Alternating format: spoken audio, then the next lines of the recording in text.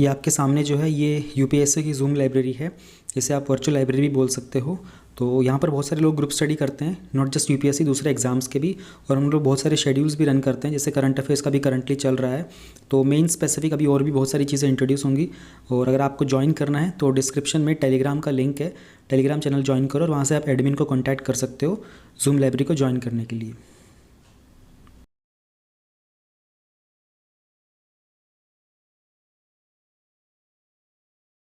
अगर आपको यूपीएससी की all in one handy booklet चाहिए तो उसमें ये सब कंटेंट मिलेगा। तो इसका सबका सैंपल मैंने दिखाया हुआ है इस वीडियो के लास्ट में 20 मिनट्स में। आप स्किप करके लास्ट 20 मिनट्स देख सकते हो, या फिर आपको लगे कि 20 मिनट्स तक जाना थोड़ा मुश्किल होगा तो डिस्क्रिप्शन में जाओ, वहाँ पर डायरेक्ट लिंक है, टाइम स्टैम्प है, उस पर क्लिक करोगे तो आप डायरेक्टली लास्ट उसी मोमेंट पर पहुँच जाओगे। तो हर एक चीज़ का सैंपल वहाँ दिखाया हुआ है and you can download from the description link also. International relations में पहला टॉपिक है 2.1। This talks about 50 years of Indo Soviet treaty. 50 साल हो चुके हैं। 1971 में ये ट्रीटी साइन हुई थी इंडिया और रशिया के बीच। तो treaty on peace, friendship and cooperation, PFC। इसके की फीचर्स क्या है पीस, फ्रेंडशिप और कोऑपरेशन को लेकर, फिर सिग्निफिकेंस क्या होगी, इंटरनेशनल पैक्ट कैसे कुछ है, कंटेम्प्रेरी सिग्निफिकेंस क्या है। इंडिया रशिया की जो रिलेशनशिप है उसमें स्ट्रैटेजिक इंपॉर्टेंस, स्ट्रैटेजी में आ जाते हैं defence, energy, economy, space etcetera.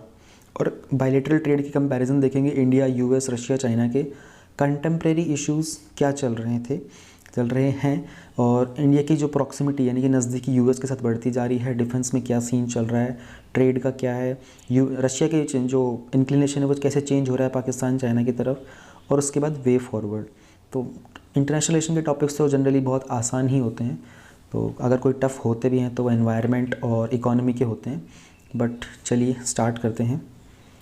तो पहले तो मैप का आइडिया होना ही चाहिए आप लोगों को। मैप के क्वेश्चंस हमेशा से ही इंपॉर्टेंट रहते हैं। और ये जो मिडल ईस्ट वाला जो रीजन होता है, ये वाला ऊपर, ये यूरोपियन मेडिटेरेनियन सी वाला, रेड सी वाला, मिडल ईस्ट वाला, ये मिडल सेंट्रल एशिया कंट्रीज़, ये वैसे भी हमेशा इंपॉर्टेंट रहते हैं। तो कहीं ना कहीं सोवियत के साथ कनेक्ट किया जाएगा इन सेंट्रल एशियन कंट्रीज़ को। ये मत सोचना कि 2021 के प्रीलिम्स में तो क्वेश्चन पूछे ही नहीं गए मैप, वर्ल्ड मैप की इस तरीके से, तो हमें पढ़ना नहीं, बिल्कुल भी नहीं, वो अगले साल पूछे जा सकते हैं। तो इन चीज़ों को लाइटली मत लेना कभी भी। पीस की अगर बात करते हैं तो दोनों ही पार्टी ने बात की थी कि एक दूसरे की इंडिपेंडेंस, सॉवरेनिटी और टेरिटोरियल इंटीग्रिटी को रिस्पेक्ट करेंगे। आपको इन तीनों वर्ड्स के मतलब पता होने चाहिए पूरे के पूरे, ठीक है। अब इन तीनों वर्ड्स को एक्सप्लेन करने के लिए ना मुझे लगता है कि आपको अलग से टाइम स्पेंड करना चाहिए। यहाँ पर तीनों वर्ड्स को बहुत डिटेल में एक्सप्लेन तो नहीं किया जाएगा, हल्का सा आइडिया दे ज़रूर देता हूँ। इंडिपेंडेंस का मतलब आप समझते होंगे, स्वतंत्र। सॉवरेनिटी का मतलब बेसिकली अगर आप देखने की कोशिश करो, जैसे इंडिया सॉवरेन कब बना, यानी कि अब इंडिया किसी के अंडर काम नहीं करेगा, किसी दूसरे के रोल्स के अंदर, इंडिया रिपब्लिक है। इससे रिलेटेड भी एक क्वेश्चन आया था इस बार प्रीलिम्स में 2021 में ही। और टेरिटोरियल इंटीग्रिटी का मतलब, टेरिटरी का मतलब तो आप समझते होंगे। इंटीग्रिटी को अगर आप थोड़े आसान शब्दों में रखने की कोशिश करो तो होलनेस की बात की जाती है, ठीक है। तो दोनों कंट्रीज़ एक दूसरे की इंडिपेंडेंस, सॉवरेनिटी और टेरिटोरियल इंटीग्रिटी को रिस्पेक्ट करेंगे। हॉल्ट द आर्म्स रेस, यानी कि जिस तरीके से हथियारों का चलन बढ़ता जा रहा था उसे रोकने की कोशिश करेंगे। और कोशिश ये भी रहेगी कि जनरल और कंप्लीट डिसआर्मामेंट हो, जिसमें न्यूक्लियर और कन्वेंशनल हर तरह के जो वेपन्स यूज़ होते हैं उसको कोशिश यही रहती है डिसआर्मामेंट की। लेकिन ये सबको पता है कि पूरे तरीके से डिसआर्म तो नहीं हो सकते, लेकिन एक एम है वर्ल्ड पीस के लिए, इसलिए इस तरह की ट्रीटी साइन ज़रूर की जाती हैं for the humanitarian goodwill.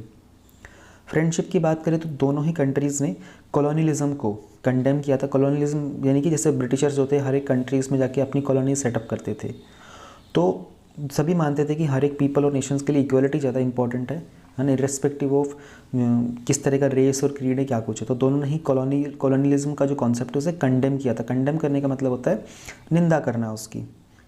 Plus इनका मेन एम ये भी था कि आपस में कॉन्टैक्ट, संपर्क बना के रखेंगे। कोई भी अगर मेजर इंटरनेशनल प्रॉब्लम आती है, तो जैसे अभी कोविड-19 ही आ गया, ये एक मेजर इंटरनेशनल प्रॉब्लम है, तो इसमें दोनों कंट्रीज़ आपस में बहुत सारे लॉजिस्टिक्स एक्सचेंज कर रहे हैं और स्किल्स का एक्सचेंज हो रहा होता है, ट्रेनिंग पावर का एक्सचेंज हो रहा होता है। ये सब चलता रहता है, ये बैकएंड में चलता रहता है, तो ये ऊपर इतना न्यूज़ में दिखता नहीं है, क्योंकि सिंस ये ट्रीटी साइन होती है इसलिए ये सब हो रहा होता है।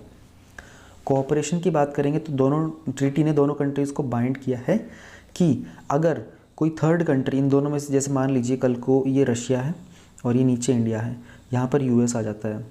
अब US को आप चाहे इधर दिखाओ मैप में, चाहे इधर दिखाओ, दोनों साइड्स दिखता है ग्लोबल वर्ल्ड में। तो अगर कल को US रशिया पर अटैक करता है तो as per this treaty India US की हेल्प नहीं करेगा। क्योंकि कोऑपरेशन वाली ट्रीटी है। सेम चीज़ ऐसी होती है, कल को मान लीजिए यहाँ पर चाइना है, चाइना इंडिया पर अगर अटैक करता है तो Russia will not help China.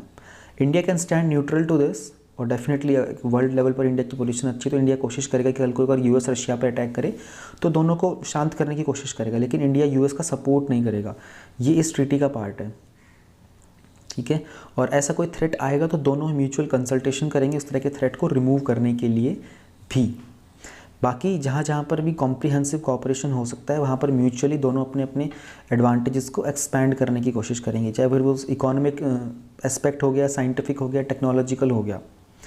Principle of equality and mutual benefit के ऊपर काम करेंगे। तो ये कुछ चीज़ें हैं कोऑपरेशन की, एक्चुअली इनमें ना कीवर्ड्स ही अच्छे मिल जाएंगे आपको। If you look at all this ना, ये सब क्या है, ये principles of equality, mutual benefit, और जैसे ऊपर सॉवरेनिटी, टेरिटोरियल इंटीग्रिटी, ये सब कीवर्ड्स हैं। और ये कीवर्ड ज़्यादा इंपॉर्टेंट होते हैं आपके अंदर, जैसे होलिस्टिक और कॉम्प्रिहेंसिव हो गया, इंटीग्रिटी हो गया। इंटीग्रिटी को तो पता नहीं यूपीएससी को कुछ अलग ही प्यार है इंटीग्रिटी के साथ। आप मेंस के प्रीवियस ईयर के क्वेश्चंस अगर चेक करोगे तो you will find so many questions जहाँ पर इस इंटीग्रेटिव वर्ड का बहुत यूज़ किया गया है, ठीक है। तो वैसे ये आंसर राइटिंग के जो कीवर्ड्स वगैरह है वो मैंने यूपीएससी के हैंडी बुकलेट में भी प्रोवाइड किए हुए हैं। इस वीडियो के लास्ट में उसका सारा डिस्क्रिप्शन है, मैंने सैम्पल भी दिखाए हैं सारे, और जो वीडियो का डिस्क्रिप्शन है वहाँ पर उसकी डाउनलोड लिंक भी है। अब ट्रीटी के सिग्निफिकेंस, इसकी इम्पोर्टेंस क्या हो सकती है। जो प्रिंसिपल माने होता है सिद्धांत, स्ट्रेटेजिक ऑटोनॉमी का जो सिद्धांत है ये उसको अपहोल्ड करता है। तो एक तो आपको सुना होगा आप लोगों ने नेटो, जैसे कि नॉर्थ अटलांटिक ट्रीटी ऑर्गेनाइजेशन, ये काइंड ऑफ मिलिट्री अलायंस है। यानी कि अब नेटो के अंदर कोई भी कंट्री, उसमें मेजरली तो सब यूरोपियन कंट्रीज़ है प्लस यूएस भी है, उनमें से कोई एक उस पर अटैक करता है, मान लीजिए यूएस के ऊपर किसी कंट्री ने अटैक किया, तो बाकी जो सारी नेटो की कंट्रीज़ हैं वो यूएस की हेल्प करने के लिए आ जाएंगी, ठीक है। तो ये मिलिट्री अलायंस टाइप में है। लेकिन अगर हम बात करें इंडिया और यूएस की, ये वाली जो ट्रीटी है, जो पीस, फ्रेंडशिप एंड कोऑपरेशन की, ये कोई मिलिट्री का अलायंस नहीं है, ठीक है जी। इंटरनेशनल पैक्ट की बात करें तो एक्सपर्ट्स की माने तो ट्रीटी जो है ये मोस्ट कॉन्सिक्वेंशियल इंटरनेशनल पैक्ट है जो इंडिया ने साइन किया था after independence. Most consequential international pact का मतलब हो गया, कॉन्सिक्वेंसेस का अगर आप अर्थ देखने की कोशिश करें यहाँ पर, तो संभाविक उस समय के टाइम पर जो मेजरली हो सकता था, क्योंकि आपको पता था 1971 की बात है ये। 1971 में इंडिया का भी जो लिबरेशन वॉर हुआ था, बांग्लादेश को आज़ाद कराया था, पाकिस्तान के साथ क्राइसिस चल रहे थे, उससे पहले इंडिया के चाइना के साथ क्राइसिस चल रहे थे, और यूएसएसआर का उस समय पर यूएस के साथ, अमेरिका के साथ क्राइसिस चल रहे थे। तो उस समय के हिसाब से ये मोस्ट कॉन्सिक्वेंशियल इंटरनेशनल पैक्ट बना था। कन्वर्जेंस ऑफ इंटरेस्ट, कन्वर्जेंस का मतलब क्या होता है कि मान लीजिए ये कोई वॉल है, जब कोई एक सिंगल पॉइंट के ऊपर बहुत सारे डायरेक्शन से फोकस किया जाए तो ये कन्वर्जिंग पॉइंट बन जाता है। तो दोनों ही कंट्रीज़ के बहुत सारे इंटरेस्ट है जो एक पॉइंट पर कन्वर्ज करते हैं।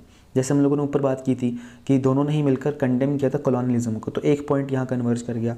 दोनों ही वर्ल्ड पीस चाहते हैं, दोनों ही वर्ल्ड में आर्म्स रेस को हॉल्ट करना चाहते हैं। ये कन्वर्जिंग इंटरेस्ट होते हैं बहुत सारे। कंटेम्प्रेरी सिग्निफिकेंस क्या है, ये देखो, ये तो मैंने अलग से इसको अंडरलाइन किया, इसको थोड़ा ध्यान से पढ़ने की कोशिश करो वर्ड टू वर्ड। इस ट्रीटी की हिस्टोरिकल इम्पोर्टेंस तो है, ठीक है, जिस एरा में ये साइन हुई थी वो अभी चला गया है, लेकिन इसकी उस दिन की जो इम्पोर्टेंस थी ना वो आज भी रिफ्लेक्ट होती है आज की प्रेजेंट डे सिनेरियो में भी, ठीक है। दोनों ही कंट्रीज़ के बीच में 21st सेंचुरी में भी बहुत ही क्लोज पार्टनरशिप रही है।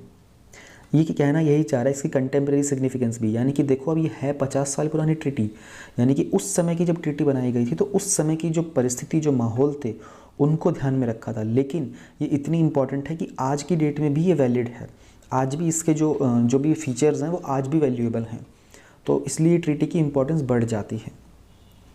स्ट्रेटेजिक इंपॉर्टेंस क्या है इंडिया और रशिया के रिलेशनशिप का। अगर हम बात करते हैं इंडिया और रशिया के डिफेंस को लेकर, तो दोनों ही आपस में बहुत ज़्यादा कनेक्टेड हैं, टेक्नोलॉजी का ट्रांसफ़र करते हैं। ये 3 फीचर्स हैं, ठीक है, one of the highly influential aspect है दोनों के रिलेशनशिप का। इसमें 3 सिद्धांत हैं, 3 सिद्धांत नहीं, सॉरी, फीचर्स ही कह सकते हो आप। इन तीनों फीचर के नाम याद रखना। पहला है टेक्नोलॉजी का ट्रांसफ़र करना, दूसरा है जॉइंट डेवलपमेंट करना, तीसरा है मार्केट करना और सेल करना, एक्सपोर्ट ऑफ इक्विपमेंट। अब जरा ध्यान से समझने की कोशिश करो, जब वो बोल रहा है कि टेक्नोलॉजी ट्रांसफ़र की बात की जा रही है, यानी कि एक कंट्री को नई टेक्निक डेवलप करेगी, वो दूसरे के पास ट्रांसफ़र करेगी कि हमने ये टेक्निक डेवलप की है, ये हमारे यहाँ पे का। ऑब्वियसली इसमें ये मॉनेटरी एक्सचेंज होते हैं, पैसे में ही होता है लेन देन, लेकिन दोनों आपस में एक्सचेंज करते हैं। ये डिफेंस के मामले में है, डिफेंस स्पेसिफिक है ये।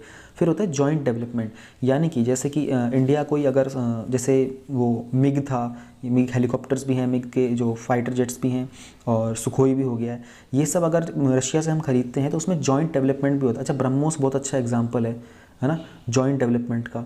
तो ये जॉइंट डेवलपमेंट का मतलब यह है कि ब्रह्मा यानी कि इंडिया ने ब्रह्मपुत्र का नाम लिया और मोस जो है वहाँ पर मॉस्को वो जो रिवर है रशिया में उसका नाम लिया गया था, तो दोनों ने मिलकर एक जॉइंट डेवलपमेंट किया है। फिर मार्केटिंग कर रहे हैं, सेल कर रहे हैं, एक्सपोर्ट कर रहे हैं इक्विपमेंट। तो ये 3 बड़े फीचर्स हैं डिफेंस के कॉपरेशन में दोनों ही कंट्रीज़ के। ये रहा ना, ब्रह्मोस मिसाइल, क्रूज़ मिसाइल का प्रोग्राम था, सुखोई जो 30 है, टेक्निकल ट्रांसपोर्ट एयरक्राफ्ट, ये पता होना चाहिए, ये सब इंडिया और रशिया के प्रोग्राम्स में है। इकोनॉमिक रिलेशनशिप की बात करें तो बहुत ही अहम पिलर है दोनों के बीच में, लेकिन इसमें अभी स्कोप है इम्प्रूवमेंट को लेकर, क्योंकि रशिया की इकोनॉमी भी उतनी अच्छी फ्लरिश नहीं है एट दिस मोमेंट। पहले बहुत स्ट्रॉन्ग थी, पिछले कुछ समय के अंदर जब से चाइना ने एकदम से बूम किया है तो उसके बाद रशिया में उतना इम्पैक्ट नहीं रहा है। फिर रशिया के ऊपर सैंक्शंस भी लगाता है ना यूएस, इसलिए। एनर्जी सिक्योरिटी की बात करें तो कुंडन कुलन के जो रिएक्टर्स हैं, ठीक है, तो रशिया ने बनाया है न्यूक्लियर रिएक्टर। अब ये आपको पता होना चाहिए, मान लीजिए कल को न्यूक्लियर एनर्जी के ऊपर क्वेश्चन आ जाता है प्रीलिम्स में, एक लाइन में लिखा हो कि रशिया ने नहीं, जर्मनी ने बनाया है न्यूक्लियर रिएक्टर इन इंडिया, कुंडन रिएक्टर, सो वो रॉन्ग ऑप्शन हो जाए। ऐसे आ सकता है, ये मत सोचना कि तो बहुत टफ है, नहीं बहुत टफ नहीं, ऐसे ही चीज़ें आ जाती हैं। ये मेजर था, कुंडन तो वैसे भी न्यूज़ में था। तो दोनों ने इस सिविल न्यूक्लियर की कॉपरेशन भी थर्ड कंट्रीज़ को, यानी कि दोनों ने जब आपस में एक लिंक बनाया फिर उस पॉइंट से थर्ड कंट्रीज़ को, फोर्थ कंट्री को, किसी और को भी वो टेक्नोलॉजी, वो कॉपरेशन का जो रिजल्ट था वो एक्सटेंड किया, जैसे बांग्लादेश को सपोर्ट प्रोवाइड दिया था। स्पेस टेक की बात करें तो ये तो सबको पता है कि हमारी जो पहली जो 2 सैटेलाइट थी, आर्यभट्ट और भास्कर, उन दोनों को स्पेस में लॉन्च किया ही रशिया ने था। और आपको पता होगा कि स्पेस में जाने वाला पहला पर्सन भी रशियन था, मेजर यूरी गागरिन नाम था उनका शायद, हाँ। और जो फीमेल थी आई थिंक वो भी वहीं से थी, वैलेंटीना कुछ ऐसा सा नाम था उनका, पता होना चाहिए आपको, मुझे भी याद नहीं आ रहा अच्छे से, even I need to remember this. International standing की बात करें तो ये तो आपको पता होगा, ये बहुत मेजर इशू, इस पर शायद क्वेश्चन बन सकता है इस बार 2021 की मेंस में, क्योंकि इंडिया को यूएनएससी की जो सीट भी मिली है ना, जो 10 टेम्परेरी वाले में जो हेड है इंडिया उसमें, तो इंडिया परमानेंट मेंबर बनना चाहता है, तो इसमें रशिया भी इंडिया को सपोर्ट कर रहा है, ये आपको मालूम होना चाहिए परमानेंट सीट के लिए। लेकिन यूएनएससी में क्या होता है ना, वीटो पावर होती है, और चाइना हमेशा इंडिया को अपनी वीटो पावर यूज़ करके बाहर रखता है। तो इवन जो हमारा एनएसजी ग्रुप है, जहाँ पर आप न्यूक्लियर के जो भी मटेरियल इक्विपमेंट सप्लाई करने का होता है, उसमें एंट्री के लिए भी रशिया इंडिया को सपोर्ट कर रहा है। इसके अलावा ब्रिक्स हो गया, ब्रिक्स में भी रशिया इंडिया के साथ, एससीओ में है, G20 वगैरह में, इन सब में रशिया इंडिया को सपोर्ट करता है। कल्चर रिलेशन की बात करें तो people to people contact another एक इंपॉर्टेंट कीवर्ड है आंसर राइटिंग के लिए। तो प्रोग्राम्स बहुत सारे हैं, जैसे एक नमस्ते रशिया हुआ है, इन सब प्रोग्राम्स के थ्रू दोनों ही नेशंस आपस में अपने कल्चर रिलेशन को और स्ट्रेंथन करते हैं और मजबूत करने की कोशिश करते हैं। और ठीक है, एक बार ज़रा ये बायलैटरल ट्रेड कंपैरिजन देखते हैं, ये $billion में है। तो कलर देखो, ये इंडिया यूएस है, इंडिया रशिया और रशिया चाइना है। तो अगर इंडिया और यूएस की बात करें तो 2014 से और 2017 के अंदर आप देखोगे तो there has been a change, बहुत ज़्यादा चेंज नहीं हुआ है, लेकिन एक हल्का सा, पहले तो बीच में थोड़ा सा नीचे भी आया था, है ना, बट स्टिल ये फिर ऊपर चला गया, 2017 तक ही काफ़ी इंप्रूव हो गया है। अगर हम बात करें इंडिया और रशिया की, तो ये ओवरऑल तो इंक्रीज़ ही हुआ है, लेकिन यूएस के मुकाबले में इंडिया का ट्रेड रशिया से बहुत कम है। अगर हम बात करें रशिया और चाइना की, ठीक है, यहाँ पर इंडिया चाइना की बात नहीं, रशिया चाइना की, तो रशिया चाइना का बहुत ज़्यादा ट्रेड होता है, इतना ज़्यादा होता है कि इंडिया और यूएस का भी इतना नहीं होता है। पर रशिया और चाइना का ट्रेड भी पिछले कुछ समय में डिक्रीज़ हुआ है। तो ये तो आपको देखना पड़ेगा कि रशिया और चाइना बॉर्डर शेयर करते हैं, तो बहुत ईजी है उनके लिए अपना सामान को इधर से उधर बेच पाना, ट्रेड कर पाना। और इंडिया के लिए थोड़ा मुश्किल होता है रशिया के साथ, क्योंकि पूरा घूम के जाना पड़ता है, चाइना के थ्रू तो हम जा नहीं सकते। कंटेम्प्रेरी इश्यूज़ की बात करें तो दोनों ही कंट्रीज़ के रिलेशन जो थे हमेशा से करीबी बना के रखा है, लेकिन पिछले कुछ समय के अंदर दोनों की इंटेंसिटी में थोड़ी कमी आई है, ठीक है, तो एक डिक्लाइन भी देखने को मिला था। तो पहला तो ये था कि इंडिया की प्रॉक्सिमिटी यानी कि नज़दीकी जो है वो यूनाइटेड स्टेट के साथ बढ़ने लगी थी। हमने यूएस के साथ कई सारे डिफेंस के जो जैसे वो था ना बैका लिमोवा करके, ऐसे ये रहा लॉजिस्टिक्स एग्रीमेंट, बेसिक एक्सचेंज का ये बैका वगैरह, ये सब हम लोगों ने डिफेंस के 4 मेजर जो साइन किए थे वो एक इशू बन गया था। फिर 2+2 भी हमारे बड़े एक मेजर मीटिंग होती है। तो चलो एक क्वेश्चन करता हूँ मैं आपसे, इंडिया का 2+2 डायलॉग जो होता है, एक तो इसमें ये होता है कि एक्सटर्नल अफेयर्स होता है और डिफेंस मिनिस्ट्री होता है। ये बताओ ये यूएस के अलावा इंडिया ने और किस कंट्री के साथ किया है 2+2 डायलॉग? ये कमेंट सेक्शन में आप बताना, ऐसे कमेंट करते रहते हो तो थोड़ा सा एंगेजमेंट बना रहता है, इसलिए। तो इंडिया की यूएस के साथ जब नज़दीकियाँ बढ़ रही है तो बहुत जाहिर सी बात है कि यूएस रशिया पे सैंक्शन भी लगाता है, तो इंडिया की और रशिया की जो रिलेशनशिप है उसमें एक डिक्लाइन भी देखने को मिलेगा आपको। डिफेंस की पार्टनरशिप की बात करें तो इंडिया ने रिसेंटली में ये सब कि जो रशिया के साथ जो इंडिया का शेयर था वो 2008-12 में 79% था, बट 13-17 में वो 62% आ गया था, तो इसमें भी एक डिप देखने को मिला है। अब ये डेटा इंपॉर्टेंट है ना। अगर आपको इंडिया यूएस इवन ये वाला जो टॉपिक है ना, इंडिया चाइना के साथ आएगा तो भी आप इस डेटा को यूज़ कर सकते हो, इंडिया रशिया इंडिया यूएस के साथ आएगा तो ये लाइन जो है ना, ये स्टेटमेंट ये बहुत इंपॉर्टेंट हो जाती है, कई आंसर्स में यूज़ की जा सकती है।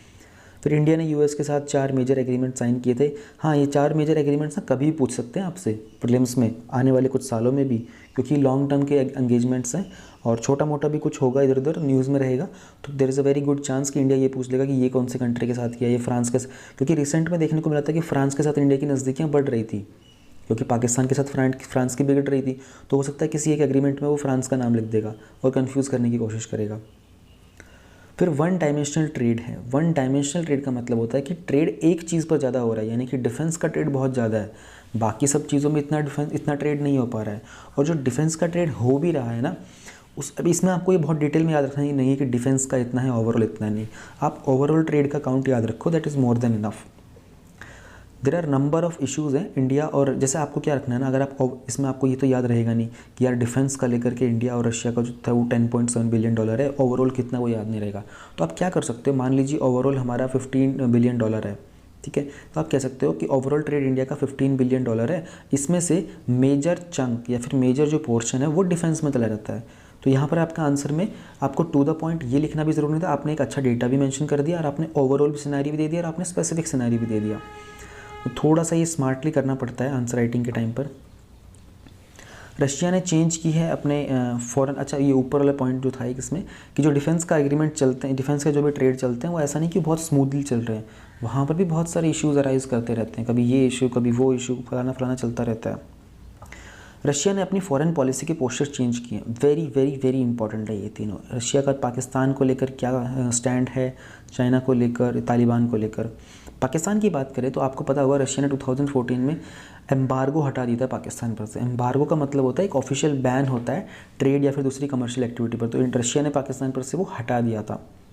और सितंबर 2016 में तो उन्होंने मिलिट्री एक्सरसाइज भी की थी, 2017 में भी एक मिलिट्री टेक कोऑपरेशन एग्रीमेंट किया था।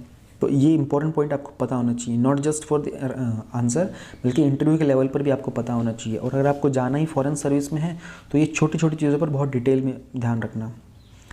Towards China if we talk about, तो बीजिंग को बहुत सारे एडवांस मिलिट्री टेक्नोलॉजी के जो इक्विपमेंट्स है वो रशिया ने बेचे थे। अगर आप बात करो जो S-400 की हम लोग बात कर रहे हैं, S-400 आपको पता होगा ना, ये एंटी मिसाइल एक वो है इक्विपमेंट है, यानी कि मिसाइल्स को रोकने की कोशिश करता है। तो चाइना के पास ये पहले से है एक्चुअली, है ना।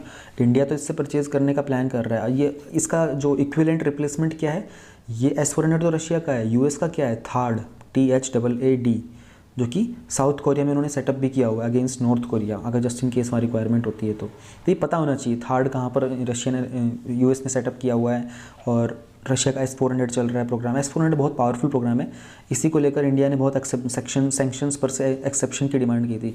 अच्छा होता क्या है ना, मान लो ये रशिया है और ये यूएस से है, तो रशिया जिस भी कंट्री के साथ, मान लीजिए इंडिया ही हो गया या फिर चाइना हो गया, रशिया इनमें से जिस कंट्री के साथ भी डिफेंस के कुछ ट्रेड करेगा ना, तो यूएस उस कंट्री पर सैंक्शन लगा देता है, ठीक है, क्योंकि यूएस के जो रूल्स हैं उसके मुताबिक रशिया के साथ कोई भी डिफेंस ट्रेड नहीं करेगा, तो सैंक्शंस लग जाते हैं, इकोनॉमिक सैंक्शंस लग जाएंगे या फिर और किसी ऑफिशियल्स के ऊपर सैंक्शन लग जाते हैं। तो इंडिया का बहुत समय से यूएस के साथ यही चल रहा था। तो आप लोगों को सोचने की कोशिश, थोड़ा दिमाग लगाओ कि when Donald Trump was the US president, तो नरेंद्र मोदी क्यों इतना बढ़ चढ़ के उनके गले लग लग के उनसे दोस्ती बढ़ा रहे थे। And when it comes to Joe Biden, तो उन्होंने उनके व्हाइट हाउस ओवल ऑफिस में उनको गले भी नहीं लगाया था। ये तो सबको पता होगा, सब लोगों ने देखे थे वो वीडियो सभी रिसेंट मीट के। तो डोनाल्ड ट्रंप के साथ इतना मिलजुल, इतना बढ़ चढ़ के आगे करने के, ये सब स्ट्रैटेजीज़ होती हैं, ठीक है। थोड़ा इनको और डिटेल में पढ़ोगे ना, अगर आप इन चीज़ों को फॉलो करो तो आपको थोड़ा समझ में आएगा, ठीक है। जब इंडिया रशिया से S-400 परचेज़ करता है तो इंडिया के ऊपर यूएस सैंक्शन लगाता है, तो वहाँ से बचने के लिए कुछ हमारे लीडर्स को करना पड़ता है, थोड़ा स्ट्रैटेजी चलानी पड़ती है। ओके फाइन, ये बहुत अलग तरह की बातें हैं, इनमें अजम्पशंस भी बहुत होते हैं इसलिए। तो टुवर्ड्स चाइना अगर बात करें तो रशिया ने चाइना का one belt one road initiative को एंडोर्स किया था। एंडोर्स करने का मतलब होता है उसकी सराहना करना, और इंडिया इसके अगेंस्ट था। तो यहाँ पर भी इंडिया और यूएस रशिया के जो रिलेशनशिप्स थे उसमें थोड़ा सा चेंज देखने को मिला। अब एक कंसर्न है कि मॉस्को जो है, मॉस्को यानी कि रशिया की कैपिटल, बीजिंग की तरफ थोड़ा सा इंक्लाइन कर रहा है, ठीक है, स्पेशली ब्रिक्स जैसे फोरम में। ऊपर हम लोगों ने बात की थी कि ब्रिक्स जैसे फोरम के अंदर दोनों की इंटरनेशनल स्टैंडिंग में रशिया सपोर्ट करता है, बट हम कंटेम्प्रेरी इश्यूज़ की अगर बात करें तो कहीं ना कहीं ब्रिक्स में भी, क्योंकि देखो रशिया को भी तो अपना एक स्ट्रॉन्ग पार्टनर चाहिए ना बाउंड्री के पास, और रशिया की बाउंड्री के पास चाइना पड़ता है। जैसे रशिया के क्लोजली तो अलास्का भी है। अलास्का आपको पता होना चाहिए अभी यूएस का पार्ट है, लेकिन एक ज़माने में वो रशिया का पार्ट हुआ करता था। तो रशिया के दो बाउंड्री टच होती हैं। चाइना के साथ बहुत मेजर बाउंड्री टच करता है। ऊपर मैप में दिखाता हूँ एक बार ज़रा, कित्थे गया, हाँ। तो रशिया का आपको ये तो दिख ही रहा होगा, रेड कलर में पूरा रशिया, नीचे इसके चाइना का रीजन है, ऑलराइट। अब अगर बात करें तो यूएस का जो ये रीजन है ना, ये अलास्का रीजन है। जिन लोगों को नहीं पता उनके लिए बता रहा हूँ, ये एक ज़माने में रशिया का ही पार्ट हुआ करता था। अगर आप पूरे ग्लोब को देखोगे तो ये जब ये तभी जो फ्लैट मैप है गोल बनाओगे तो ये अलास्का इधर कहीं पड़ेगा, तो ये रशिया के बिल्कुल पास पड़ता है। लेकिन सिंस ये ऑलमोस्ट इनहेबिटेबल सा रीजन है, ठीक है, यहाँ पर बहुत एक्सट्रीम कंडीशंस हैं, तो रशिया ने आई थिंक 1850 के बाद की बात है, शायद 70s में कुछ था, रशिया ने ये बेच दिया था यूएसए को, वो इसलिए अलास्का अब यूएसए का पार्ट है। तो अब रशिया के बॉर्डर के पास यूएस भी हो गया है, जो कि उसका बहुत मेजर दुश्मन है। तो रशिया हमेशा से चाहेगा ना कि वो चाइना के साथ एक स्ट्रॉन्ग रिलेशनशिप बनाए, क्योंकि चाइना भी उसका दुश्मन है, तो दुश्मन का दुश्मन अपना दोस्त होता है ना। फिर रशिया के प्रॉब्लम यहाँ यूरोप में भी बहुत सारे हैं, सबको पता होगा वर्ल्ड वॉर के टाइम के इश्यूज़, और जर्मनी फ्रांस बहुत सारे इश्यूज़ रहते हैं। तो इसलिए रशिया का बीजिंग की तरफ इंक्लाइन होना एक बहुत स्ट्रेटेजिक तरीका है, और ठीक भी है। मुझे लगता है कोई भी कंट्री ऐसा करेगा। जैसे हम लोग भी म्यांमार के साथ, बांग्लादेश, श्रीलंका के साथ अपनी दोस्ती बना के रखने की कोशिश करते हैं। तो एक और मेजर चीज़ है ये रशिया और यूएस के बीच में इन्होंने पहला क्रॉस बॉर्डर पाइपलाइन दोनों कंट्री सेटअप किया, तो उसका नाम है पावर ऑफ साइबेरिया। तो ये नाम याद होना चाहिए। इसमें हो सकता है कि साइबेरिया को लेकर के मिडल ईस्ट किसी कंट्री का नाम लिख दिया जाए, या चाइना का ना करके अफगानिस्तान का नाम लिख के बता दिया जाए।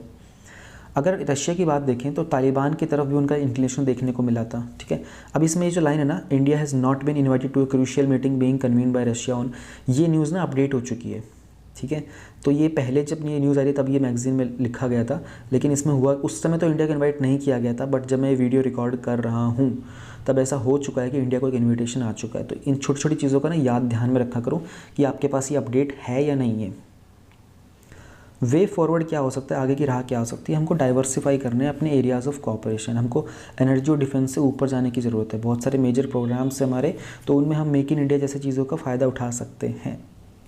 प्लस में अफगानिस्तान के कॉन्फ्लिक्ट को लेकर, आउटर स्पेस को लेकर, और काउंटर टेररिज्म, साइबर सिक्योरिटी को लेकर, ये मेजर चीज़ें ऐसे टॉपिक्स हैं जहाँ पर इंडिया को ब्रिक्स में, RIC पता होगा ना, रशिया इंडिया चाइना ग्रुप है, G20 में, ईस्ट एशिया समिट में, SCO में, यहाँ पर इंडिया को इन सब मुद्दों के ऊपर रशिया के साथ मिलकर आगे बढ़ना चाहिए, ताकि रशिया को भी लगे कि हमारे पास सपोर्ट है और वो इंडिया की तरफ कंपैरेटिवली पहले से ज़्यादा इंक्लाइन हो।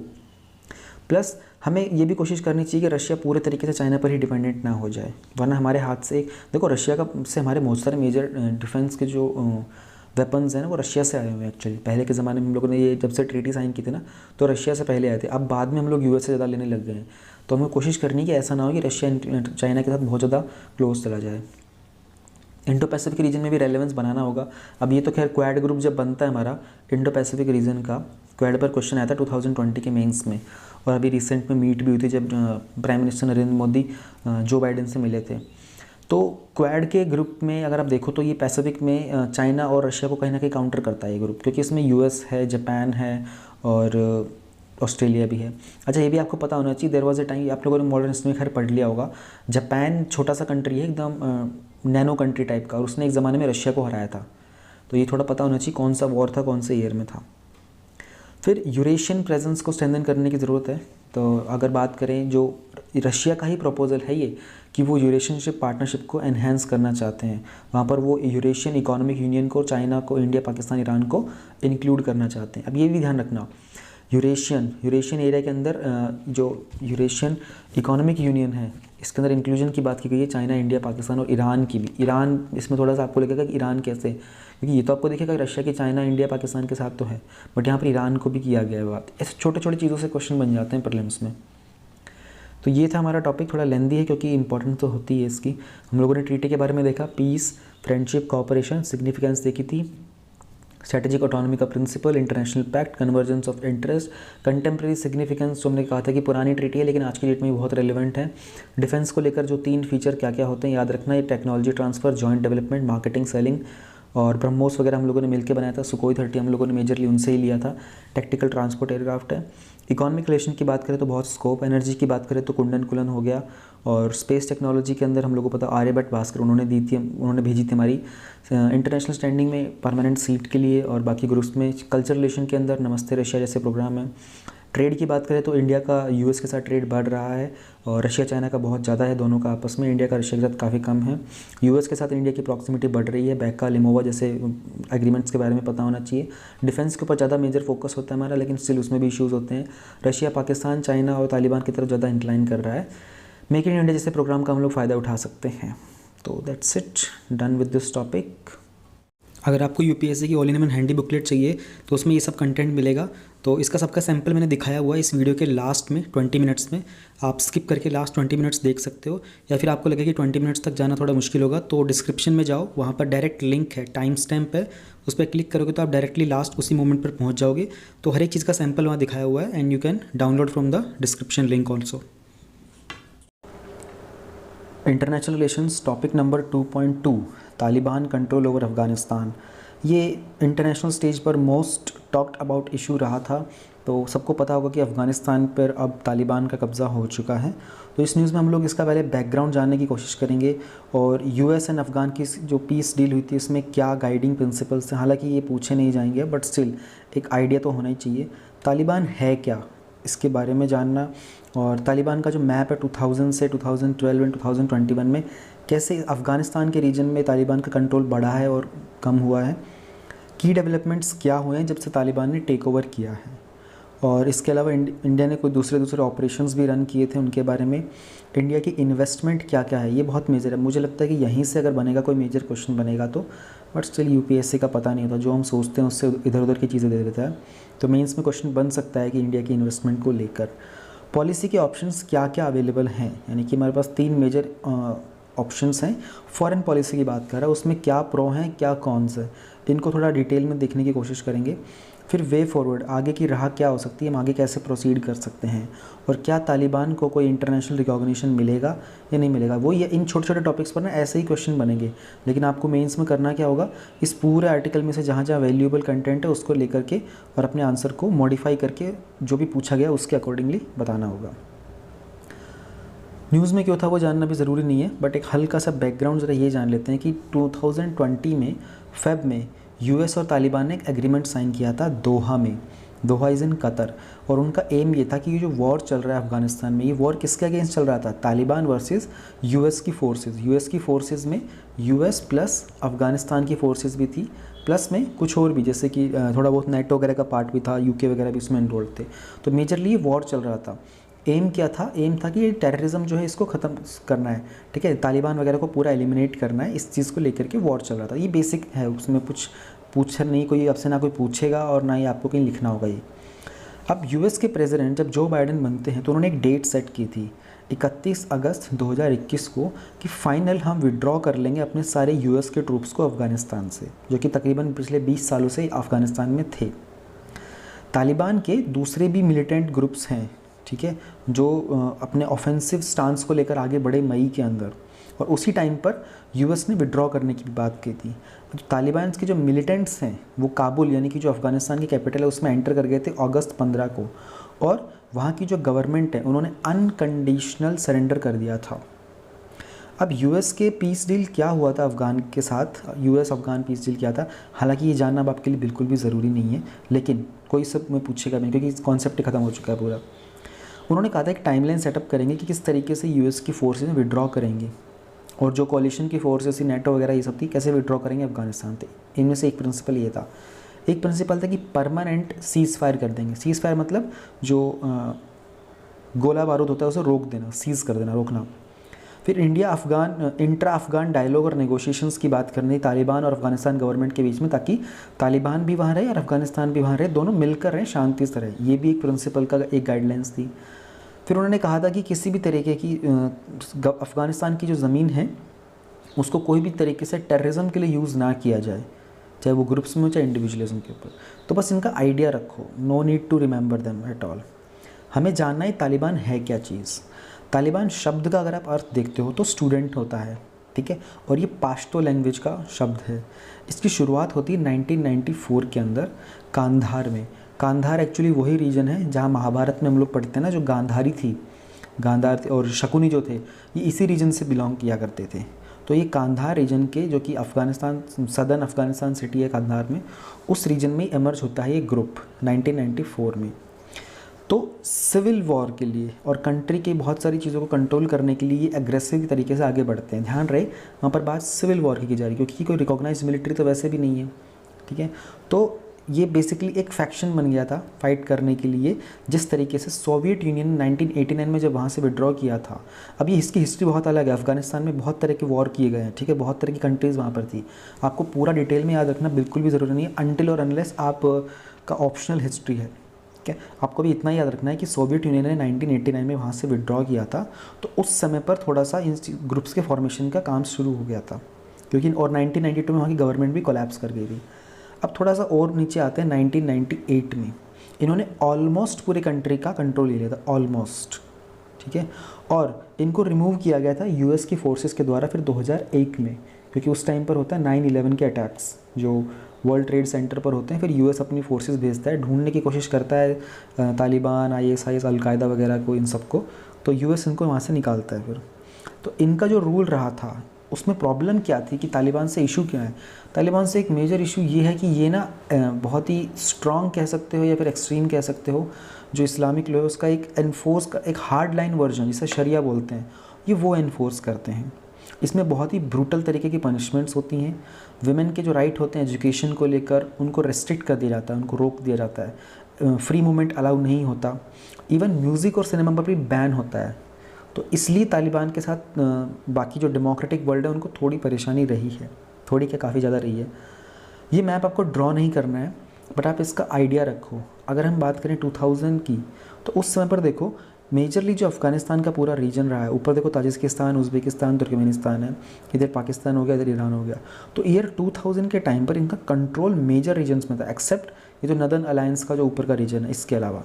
बट बाय द टाइम 2012 आता है तो इनका जो कंट्रोल था वो बहुत ही मॉडरेट हो गया था, वो भी पाकिस्तान वाले साइड में, जो नियर बलोचिस्तान वाला एरिया जो हो जाता है। लेकिन अगर हम बात करें तो मेजरली यहाँ पर अफ़गान की जो फोर्सेस थी, जो डेमोक्रेटिक गवर्नमेंट थी, उसका कंट्रोल बढ़ गया था। बट जब हम अगस्त की बात करते हैं, दोबारा से जब तालिबान कंट्रोल ले लेता है, तो अब ये पहले से ज़्यादा एरिया को कंट्रोल कर रहा है। तो उसमें तो जब आप ये कलर को देखोगे तो उसमें हाई था, बट अब ये हो गया बहुत ही हाई कंट्रोल्ड एरिया है। इसमें सिर्फ थोड़ा सा एक एरिया है पंजशीर का रेजिस्टेंट फोर्सेस का, वो भी अब जैसे न्यूज़ में देख रहे तो वो भी हो ही चुका है, कंटेन उन्होंने कर ही लिया है पूरा का पूरा। तो इसको बस एक आइडिया रखो कि कैसे ये 20-21 साल की जर्नी क्या थी। तो ये तो हल्का सा हो गया पास का डेवलपमेंट। अब हम देखते हैं कि की डेवलपमेंट्स क्या हुए थे जब तालिबान ने टेक ओवर किया था। वहाँ की गवर्नमेंट में उनके जो प्रेसिडेंट थे घानी, ही लेफ्ट द कंट्री, और उसके बाद क्या हुआ था। तो अब हर कंट्रीज़ को अपने अपने लोगों को निकालना था वहाँ से, जो निकलना चाहते हैं, जो नहीं निकलना चाहते वो रह सकते हैं। तो उसमें इंडिया ने एक ऑपरेशन रन किया था, उस ऑपरेशन का नाम था देवी शक्ति। अब यूपीएससी आपको कंफ्यूज कैसे करेगा, यूपीएससी एक ऑप्शन दे देगा आपको कि इसमें से मान लीजिए कोई केदारनाथ वाले जो फ्लड्स आए थे, ठीक है, उसमें से कोई ऐसा मंदिर का नाम दे देगा, कुछ तो ऐसा मेंशन करेगा और उसमें नीचे 4 ऑप्शन दे देगा। उसमें बोल देगा ऑपरेशन सुकून, सेफ कमिंग, राहत, और बात दे देगा साथ में देवी शक्ति भी दे देगा। तो जो भी देगा ऑप्शन, लेकिन इस तरीके से कंफ्यूज करेगा कि देवी शक्ति वर्ड को आप कैसे, आप सोचो कि वर्ड को डिकोड करें तो अफगानिस्तान में देवी शक्ति कैसे मर्ज करोगे, यहाँ कन्फ्यूजन क्रिएट हो जाती है। तो इंडिया ने ऑपरेशन देवी शक्ति किया था, मोर देन 800 लोगों को वहाँ से इवैक्यूएट किया था, ठीक है। उसमें ना कि सिर्फ इंडियंस थे, कुछ अफगान पार्टनर्स भी थे हमारे। तो ऐसा पहली बार नहीं किया इंडिया ने कि ऑपरेशन देवी शक्ति किया हो। इंडिया ने पहले भी बहुत सारे ऑपरेशंस रन किए थे। 2006 में सुकून था, जहाँ पर श्रीलंकन और नेपालीज़ को लेबनान से रेस्क्यू किया था। फिर ऑपरेशन सेफ होम कमिंग था 2011 का, वहाँ लीबिया से जो सिविल वॉर चला था वहाँ से इवैक्यूएट किया था। ऑपरेशन राहत भी था 2015 में, तो बहुत रिसेंट था, यमन से इवैक्यूएट किया था। तो ये आपको थोड़ा मालूम होना चाहिए, ये चीज़ें पता होनी चाहिए।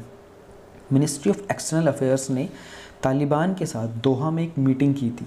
मीटिंग किस बारे में थी कि स्पेशली जो माइनॉरिटीज़ हैं वो इंडिया में जब ट्रैवल करना चाहती उनके लिए एक सेफ़ पैसेज क्रिएट किया जाए। तो ये गवर्नमेंट के लेवल पर होता है डील, ये इसमें आपको कुछ जाना नहीं है खास। यूएन ने एक सिक्योरिटी काउंसिल में रेजोल्यूशन अडॉप्ट किया था, वो अब डिसॉल्व हो चुका है, उसका कोई पॉइंट नहीं होगा। प्लस में ये इंपॉर्टेंट है, यूनाइटेड स्टेट्स ने 9.5 बिलियन यूएस डॉलर के एसेट्स, ठीक है, जो कि अफ़गानिस्तान के सेंट्रल बैंक को बिलोंग करते हैं, वो फ्रोज़ कर दिए थे, ठीक है। और इस कंट्री को कैश देना बंद कर दिया था, क्योंकि तालिबान को वो कैश नहीं देंगे, वो देंगे एक रिकॉग्नाइज्ड गवर्नमेंट को, एक डेमोक्रेटिक गवर्नमेंट को पैसा। अब बात करते हैं कि क्या कंसर्न अराइज होते हैं इंडिया के लिए जब तालिबान टेक ओवर करता है। तो उससे पहले हम लोग ये जान लेते हैं कि इंडिया का क्या क्या इन्वेस्टमेंट रहे हैं अफ़गानिस्तान में। तो मेजरली हम लोगों ने 3 तरह के इन्वेस्टमेंट किए हैं। एक तो असिस्टेंस दी थी, कुछ ट्रांसफ़र किया था चीज़ों को, और पीपल टू पीपल एक्सचेंज किया था। अगर हम बात करें असिस्टेंस की, ये मेजर चीज़ें, इनके नाम ही पता होने चाहिए। अफ़गानिस्तान का जो पार्लियामेंट है काबुल के अंदर, ठीक है, उसको कंस्ट्रक्ट करने में इंडिया ने असिस्ट किया था। उसके अलावा जो सलमा डैम है, जिसको अब बोलते हैं अफ़गानिस्तान इंडिया फ्रेंडशिप डैम, फिर इन्होंने इलेक्ट्रिसिटी की ट्रांसमिशन की लाइन भी दी थी पुले खुमरी से काबुल तक, और जराज तेलाराम रोड भी बनाया था, और एक high impact community development project भी था वहाँ के कुछ प्रोजेक्ट्स को फाइनेंस करने के लिए। अच्छा, इसके ऊपर एक पॉइंट मैं, चलो ये पूरा पढ़ने के बाद बताता हूँ। फिर ट्रांसफ़र में क्या कुछ किया था, MI-25 MI-35 के चॉपर्स दिए थे उनके एयरफोर्स के लिए, एयरबस एयरक्राफ्ट दिया था, और उसके अलावा मिलिट्री के व्हीकल्स दिए थे, एम्बुलेंसेस दिए थे, पब्लिक हॉस्पिटल। तो ये सिर्फ इंडिया ने नहीं दिए थे, दूसरी कंट्रीज़ ने भी दिए थे। मोस्टली हर कंट्री चाहती थी कि ये एक बेस बनता जा रहा है टेररिज्म का, और पूरे वर्ल्ड में टेररिज्म यहाँ से पनपता है, तो इसको ख़त्म कर देना चाहिए। इसलिए हर कंट्री ने इस तरह के मिलिट्री सपोर्ट दिए थे। इंडिया ने थोड़ा ज़्यादा दिया, यूएस ने तो बहुत ज़्यादा दिया था। पीपल टू पीपल एक्सचेंज की बात करें तो इंडिया ने टेक्निकल एडवाइज़र्स भेजे थे अफ़गानिस्तान के इंस्टीट्यूशंस में, स्कॉलरशिप्स दी थी, उनके सोल्जर्स को ट्रेन भी किया था, ये वाले सपोर्ट्स भी प्रोवाइड किए थे। अच्छा, टेक ओवर के बाद अफ़गानिस्तान में हुआ क्या है ना, तालिबान ने एक स्टेटमेंट दिया था। अब देखो, इंडिया के लिए ये हो जाएगा कि यार अब तालिबान आ गया, अब तो हमारी रिकॉग्निशन होगी, नहीं तो हमारा इतना बड़ा इन्वेस्टमेंट, इतने हम लोगों ने बिलियंस इन डॉलर्स इन्वेस्ट किए थे इसमें, तो ये वेस्ट हो जाएगा। इसको लेकर गवर्नमेंट की निंदा भी की जा रही थी कि गवर्नमेंट ने इतना पैसा वहाँ पे इन्वेस्ट कर दिया, वो सारा हमारे इंडियंस लोगों का टैक्स जो पब्लिक एक्सचेकर था वहाँ से पैसा गया था, वो सब वेस्ट हो गया। तालिबान का एक स्टेटमेंट आया था इस बीच में, पता नहीं आप लोगों ने दोनों नोटिस किया नहीं, उन्होंने कहा था कि इंडिया अपने प्रोजेक्ट्स को कंटिन्यू कर सकता है, हमें कोई आपत्ति नहीं है। उसका मतलब ये नहीं था कि इंडिया को कर देना चाहिए, इंडिया को सोचना पड़ेगा कि हमने इतना पैसा ऑलरेडी लगा दिया था वहाँ पर एक स्टेबिलिटी लाने के लिए, और आगे हम और लगाएंगे, उससे कंप्लीट करने के लिए पैसा तो और भी लगेगा। अगर हम उसमें अब और पैसा लगाते हैं और कल को तालिबान हमको उन चीज़ों का एक्सेस देता ही नहीं है अफ़गानिस्तान का, तो हमारा और पैसा बर्बाद हो जाएगा। तालिबान स्ट्रैटेजी यूज़ कर रहा है कि इंडिया ने यार इतना पैसा लगा रखा है, प्रोजेक्ट्स चल रहे हैं, इनको अधूरा क्यों छोड़े, इंडिया को अलाउ कर दो, करते रहने दो, पूरा हमारा ही फ़ायदा हो रहा है। तो यहाँ पर फॉरेन पॉलिसी में बहुत दिमाग लगाना पड़ता है। इसलिए पीपल लाइक हमारे जो नेशनल सिक्योरिटी एडवाइज़र हैं, अजीत डोवाल टाइप पर्सन, दे कम इनटू पिक्चर, ये लोग अपना दिमाग लगाते हैं, और भी बहुत सारे लोग होते हैं, तब चीज़ों के सॉल्यूशन धीरे धीरे निकलने शुरू होते हैं। अब हम कंसर्न्स के ऊपर बात करेंगे। एक तो लिमिटेशंस हैं इंडिया के एग्जिस्टिंग अप्रोच को लेकर ही तालिबान के साथ, क्योंकि इंडिया ने पहले कहा था कि इंडिया हमेशा सपोर्ट करेगा Afghan led, Afghan owned and Afghan controlled process को, कैसे भी क्या कुछ रिकन्सिलेशन करना है अफ़गानिस्तान में। पर अब कहानी पलट गई है बिल्कुल ही, अफ़गान तो गायब ही है, लाइक जो भी है वो तालिबान ही है। फिर रिवाइवल करेंगे, रिवाइवल ऑफ टेररिज्म की बात करें तो कुछ थ्रेट है वहाँ के टेररिस्ट फैक्शन से, जैसे कि हक्कानी ग्रुप हो गया, ये यूएन का डेजिग्नेटेड एंटिटी है, ये एक टेरर ग्रुप है और ये तालिबान का की मेंबर है। यहाँ पर भी आपसे क्वेश्चन बन सकता है प्रीलिम्स में, ये मैं सोचना कि ऐसे तो पहले कभी पूछे नहीं गए हैं, नहीं पूछ सकता है हक्कानी ग्रुप किसका मेंबर है, तालिबान का है या फिर ये जो भी मुजाहिदीन जो भी होते हैं टेररिस्ट ग्रुप्स, इनके बारे में बहुत डिटेल में नहीं जानना है, हल्का सा आइडिया रखो ISIS का, अलकायदा का, हमास का, हक्कानी का, मुजाहिदीन वगैरह का, बहुत हल्का आइडिया रखो। 15 मिनट लगाओ यूट्यूब के ऊपर या फिर किसी विकिपीडिया के पेज पर इनके बारे में हल्का सा आइडिया रख लो। प्लस में जिस तरीके से अफ़गानिस्तान में पॉलिटिकल इंस्टेबिलिटी आई है, इसके कारण हो सकता है कि अलकायदा और इस्लामिक स्टेट दोबारा से रिवाइव होके आए सामने। फाइनेंशियल और स्ट्रेटेजिक इन्वेस्टमेंट को थ्रेट ये तो होना ही है। हम लोगों ने तकरीबन $3 बिलियन के डॉलर के आसपास इन्वेस्ट किए प्रोजेक्ट्स में, जो हम लोगों ने ऊपर देखा था। तो अब कहीं ना कहीं इसमें प्रॉब्लम आ सकती है। एम तो हमारा उस समय यही था कि हम दोनों कंट्रीज़ का गुडविल इंक्रीज़ करना चाहते हैं। प्लस में increasing influence of China in Pakistan, तो जो नेक्सस है यानी कि जो गठबंधन है एक तरीके से तो तालिबान का और बाकी जो ISI जो है पाकिस्तान का, ये सबको पता पहले भी हुआ करता था। पाकिस्तान की जो ISI थी एक्चुअली उन्होंने बनाया था तालिबान को। सच्चाई तो ये है, ये सारा वर्ल्ड जानता है कि तालिबान को बनाने वाला तो पाकिस्तान का ISI ही था। इसलिए ये एक मुद्दा रहा है कि पाकिस्तान के बहुत क्लोज टाइज़ हो जाएंगे और देखो पाकिस्तान चाहेगा। बाकी पहले जो अफ़गानिस्तान की गवर्नमेंट थी ना, उसमें पाकिस्तान को इतना सपोर्ट नहीं मिलता था। पाकिस्तान के साथ प्रॉब्लम थी। पाकिस्तान का एक साइड में इंडिया दुश्मन है, दूसरी साइड में अफगानिस्तान भी ऑलमोस्ट लाइक दुश्मन ही है, इंडिया तो न्यूट्रल कह दो।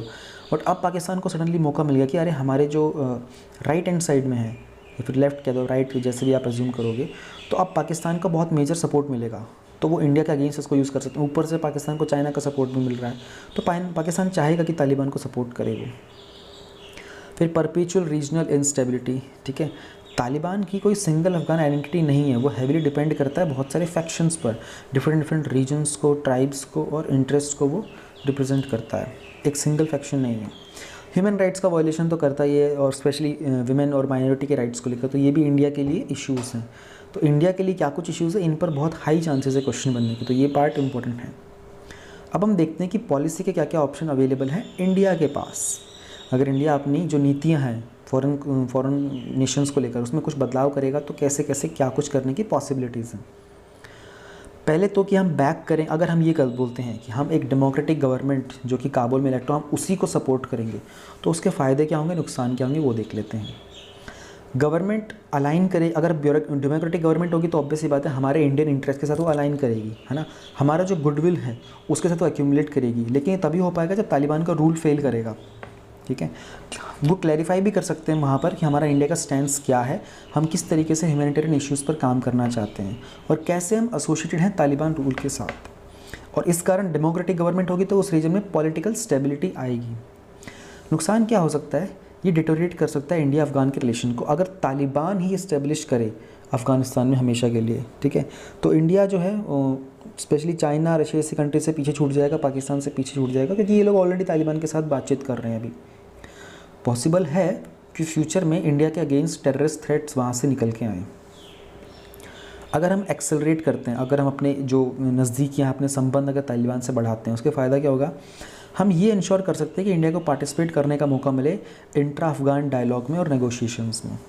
हमारे पास एक प्लेटफॉर्म होगा जहाँ हम इंडिया के जो कंसर्न्स हैं टेररिज्म को लेकर, है ना, माइनॉरिटीज़ को लेकर, वीमेन को लेकर, वो हम कन्वे कर पाएंगे अगर हम अपने संबंध तालिबान के साथ बना के चलते हैं। तो रुकावट क्या आ सकती है, कॉन्स क्या आ सकते हैं, हर्डल्स हो सकते हैं एंटी इंडियन फैक्शंस के द्वारा जो कि तालिबान में प्रेजेंट हैं। पर पॉलिटिकल अपोजिशन इंडिया में तो होगा, ये तो अभी भी चल रहा है, आपको सुना होगा कितने सारे कमेंट्स आए थे पॉलिटिकल अपोजिशन की तरफ से। तीसरा ऑप्शन ये हो सकता है कि हम रुकें, हम इंतज़ार करें जब तक ये जो सारा जो पूरा केओस चल रहा है इसमें विनिंग साइड पता चल जाए कि तालिबान किस तरीके से फाइनली अपने आप को इस्टेब्लिश करेगा, और उसके बाद हम अपने ऑप्शंस को मेजर करेंगे।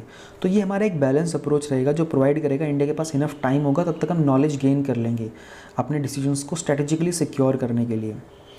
इसमें इंडिया की रेलेवेंस डिनाई भी हो सकती है, ठीक है, जो कि स्पेशली जहाँ अफगानिस्तान का फ्यूचर डिस्कस किया रहेगा। तो सारी पॉसिबिलिटीज़ हैं, अब आपको ये बस पता होने चाहिए। लेकिन ध्यान रखना, UPSC अप्रिशिएट्स बैलेंस अप्रोच, ठीक है। तो ये इंटरव्यू में पूछा जाएगा आप सब, ऑलमोस्ट सब लोगों से, ठीक है। अभी 2020 वालों 20 वालों से भी, 20 वालों को तो हो गया, 21 वालों से 22 वालों तक भी चाहिए जा सकती है ये चीज़, कि क्योंकि वो पूछेंगे ना, क्योंकि बहुत मेजर चेंज हुआ है वर्ल्ड लेवल पर। सडनली एक गवर्नमेंट का लीडर भाग जाता है और एक ग्रुप होता है वो पूरे कंट्री पर टेक ओवर कर लेता है, दूसरी कंट्रीज वहाँ से अपने लोगों को रेस्क्यू करती हैं।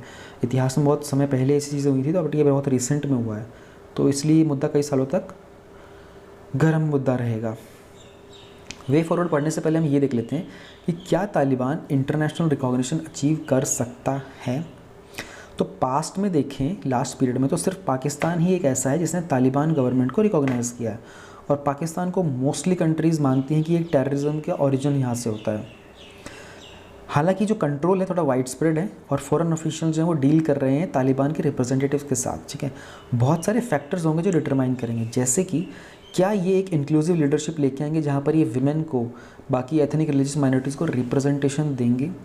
क्या ये इंटरनेशनल कमिटमेंट्स को रेस्पेक्ट करेंगे? अब इंटरनेशनल कमिटमेंट्स क्या, बेसिक सा लेके चलो, जैसे कि मतलब IEA का होता है, इंटरनेशनल एनर्जी एसोसिएशन का, वो बात करते हैं न्यूक्लियर एनर्जी को लेकर के। क्या ये ऐसे कमिटमेंट्स को रेस्पेक्ट करेंगे? है ना, ये लोग बहुत ब्रूटल पनिशमेंट देते हैं, लेकिन वर्ल्ड में इस तरह के कुछ रेजोल्यूशन है कि इन ऐसी ब्रूटल पनिशमेंट को ख़त्म करना है। तो क्या तालिबान कमिट करता है कि वो उन चीज़ों को ख़त्म करेगा? फिर प्रिवेंट कैसे करेंगे इंटरनेशनल टेररिस्ट ग्रुप्स को, है ना, अफगानिस्तान को एक बेस बनाने से। अब देखो तालिबान का ना एक स्टेटमेंट इस पर ये भी आया था, जो लोग इस न्यूज़ को फॉलो कर रहे थे, उन्होंने कहा था कि हम किसी दूसरी कंट्री को Afghanistan as a base use नहीं करने देंगे। उनका इशारा बिल्कुल डायरेक्टली यूएस की तरफ था। यूएस पिछले 20 साल से आके यहाँ टिका हुआ है, कह रहा है कि मैं टेररिज्म ख़त्म करूँगा, लेकिन एक्चुअल में यूएस ने टेररिज्म फैला रखा है हमारे अफ़गानिस्तान के अंदर। तो यूएस के अगेंस्ट था, पर इन्होंने टेररिज्म को लेकर के कुछ डायरेक्टली ऐसा वर्ड यूज़ नहीं किया था, पर इन्होंने ये ज़रूर कहा था कि हम दूसरी किसी कंट्री को Afghanistan as a base use नहीं करने देंगे, जो कि मुझे लगता है ठीक भी है। लेकिन तब ठीक है जब ये लोग वहाँ शांति करें और विमेन को राइट्स दें, माइनॉरिटीज़ को राइट्स दें, और जो हार्ड लाइन जो इस्लामिक लोग उसको थोड़ा सा लूज़ करें, स्पेशली राइट्स के ऊपर ज़्यादा काम करें। तो वे फॉरवर्ड क्या हो सकता है, हमारी आगे की राह क्या हो सकती है? हमें इनफॉर्मल लिंक्स बनाने पड़ेंगे तालिबान गवर्नमेंट, ध्यान रहे इनफॉर्मल लिंक्स की बात की जा रही है, ठीक है। इससे क्या होगा, नई दिल्ली एक स्ट्रॉन्गर पोजीशन पर निकल के आएगा। डिप्लोमेटिक एंगेजमेंट हमें बढ़ाना पड़ेगा, ताकि हम अपना हमें एक स्पेशल एनवॉय देना पड़ेगा, ताकि जब भी अफ़गानिस्तान के ऊपर कोई भी सेशंस हो, मीटिंग्स हो, कन्वेंशंस वगैरह कुछ बने अगर, तो हमारी तरफ से एक एनवॉय होगा जो रिप्रेजेंट करेगा हमारी डिमांड्स और नीड्स को भी।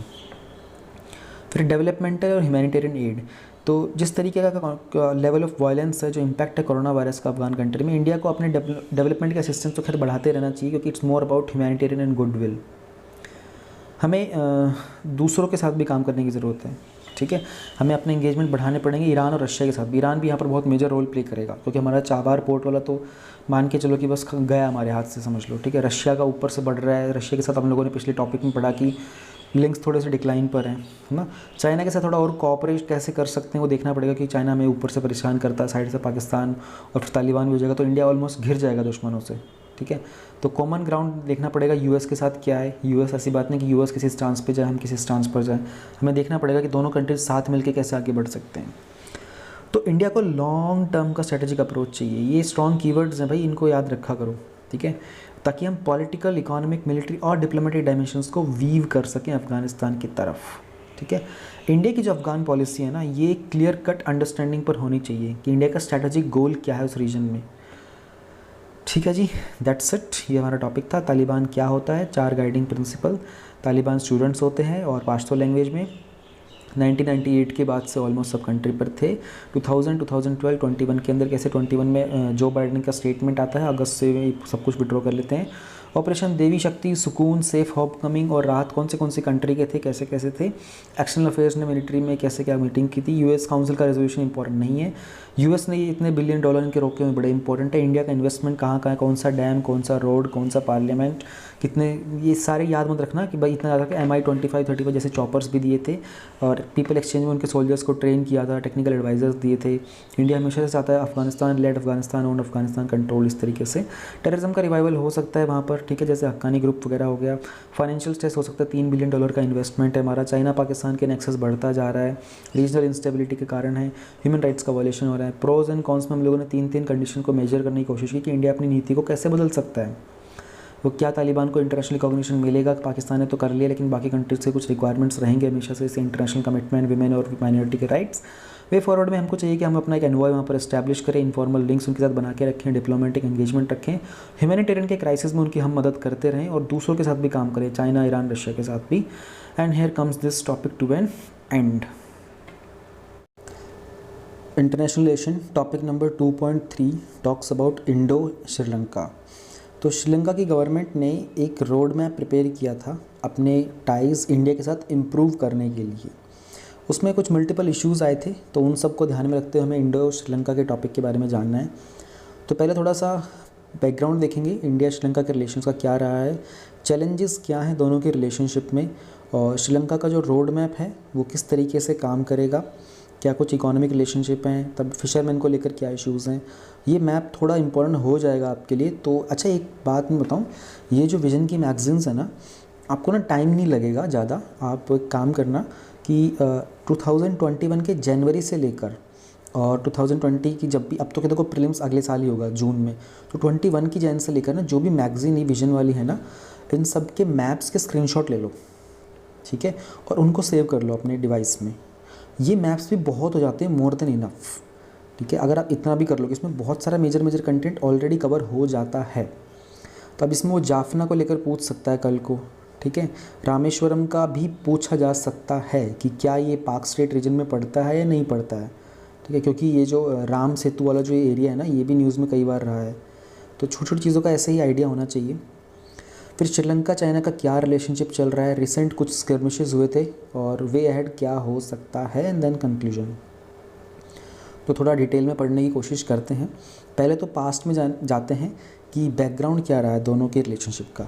पॉलिटिकल, अगर राजनीतिक संबंध की बात करें, 2020 में वर्चुअल समिट की थी, ठीक है। उसमें एक जॉइंट स्टेटमेंट दिया था, मित्रते मग्ग, ठीक है। इसमें सारे एरियाज़ की बात की थी हम लोगों ने, बायलैटरल रिलेशन की। अब इसमें वो पूछ सकता है कि मित्रत्व मग्ग जो है ये किसके साथ कंटेंट किया गया। अब ये हो सकता है श्रीलंका का भी नाम दे दे, है ना, अफगानिस्तान का दे दे, नेपाल का दे दे, या फिर भूटान म्यांमार का नाम दे दे पास में, तो वहाँ पर श्रीलंका करेक्ट हो जाएगा। ऐसे ही बन जाते हैं क्वेश्चन। कमर्शियल रिलेशंस की बात करें तो श्रीलंका लार्जेस्ट ट्रेड पार्टनर्स है इंडिया का सार्क कंट्रीज़ में, not overall largest, global level पर नहीं, सिर्फ सार्क नेशंस के बीच में।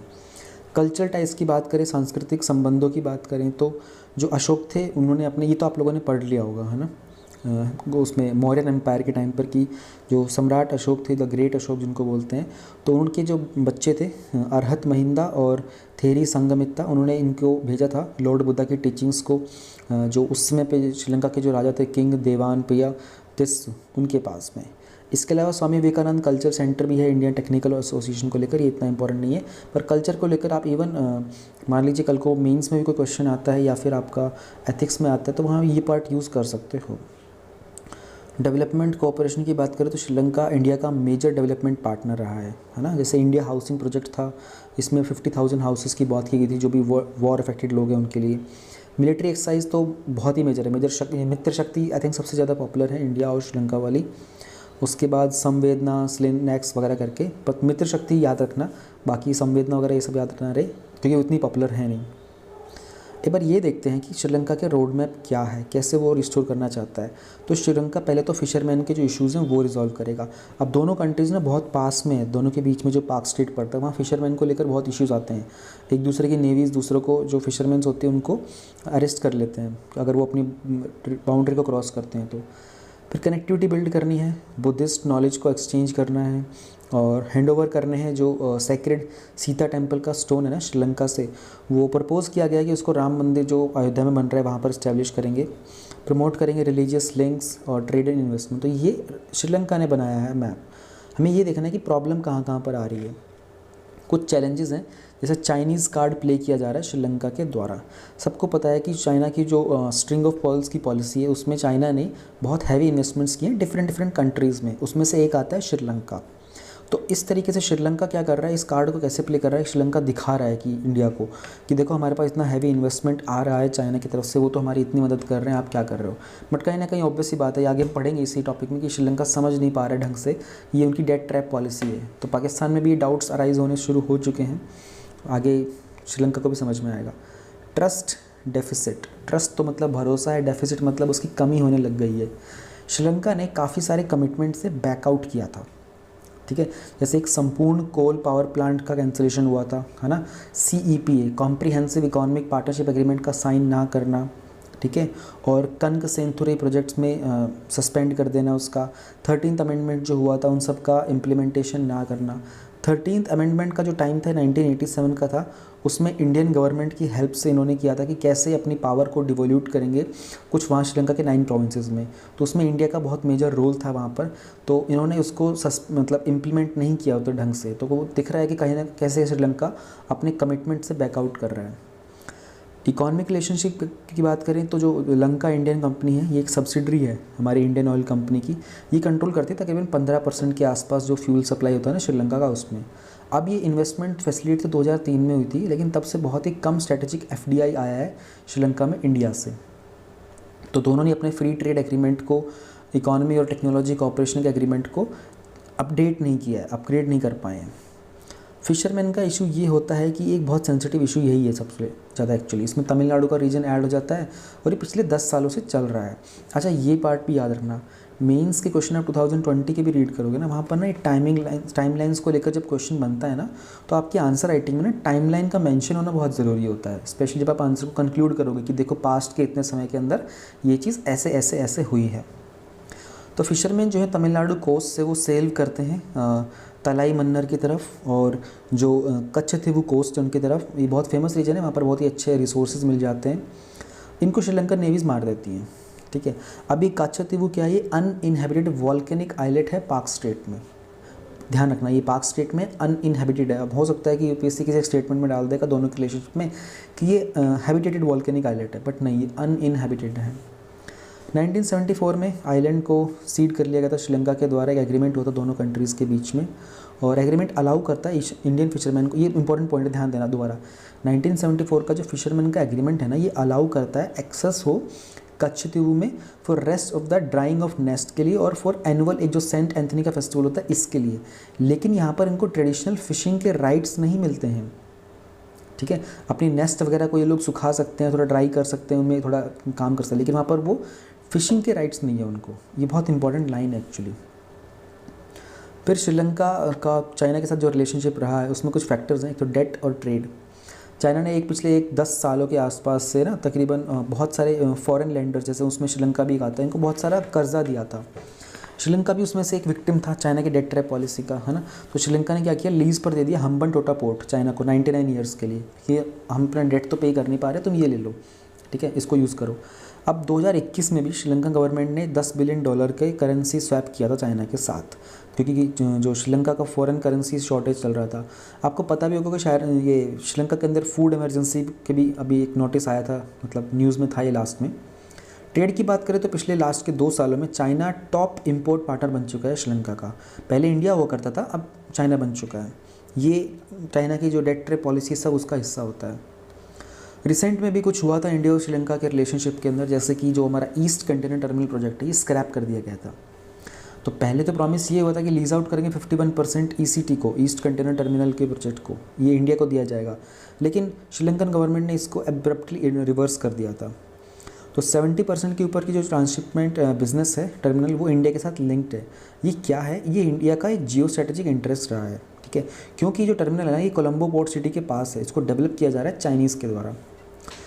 अगला ये भी बहुत इंपॉर्टेंट है, जाफना हाइब्रिड एनर्जी प्रोजेक्ट, ये चाइनीज़ कंपनी को दिया गया था कॉन्ट्रैक्ट कि वो एक हाइब्रिड रिन्यूएबल एनर्जी का सिस्टम लगाएंगे तकरीबन तमिलनाडु के कोस्ट से 50 किलोमीटर दूर, ठीक है।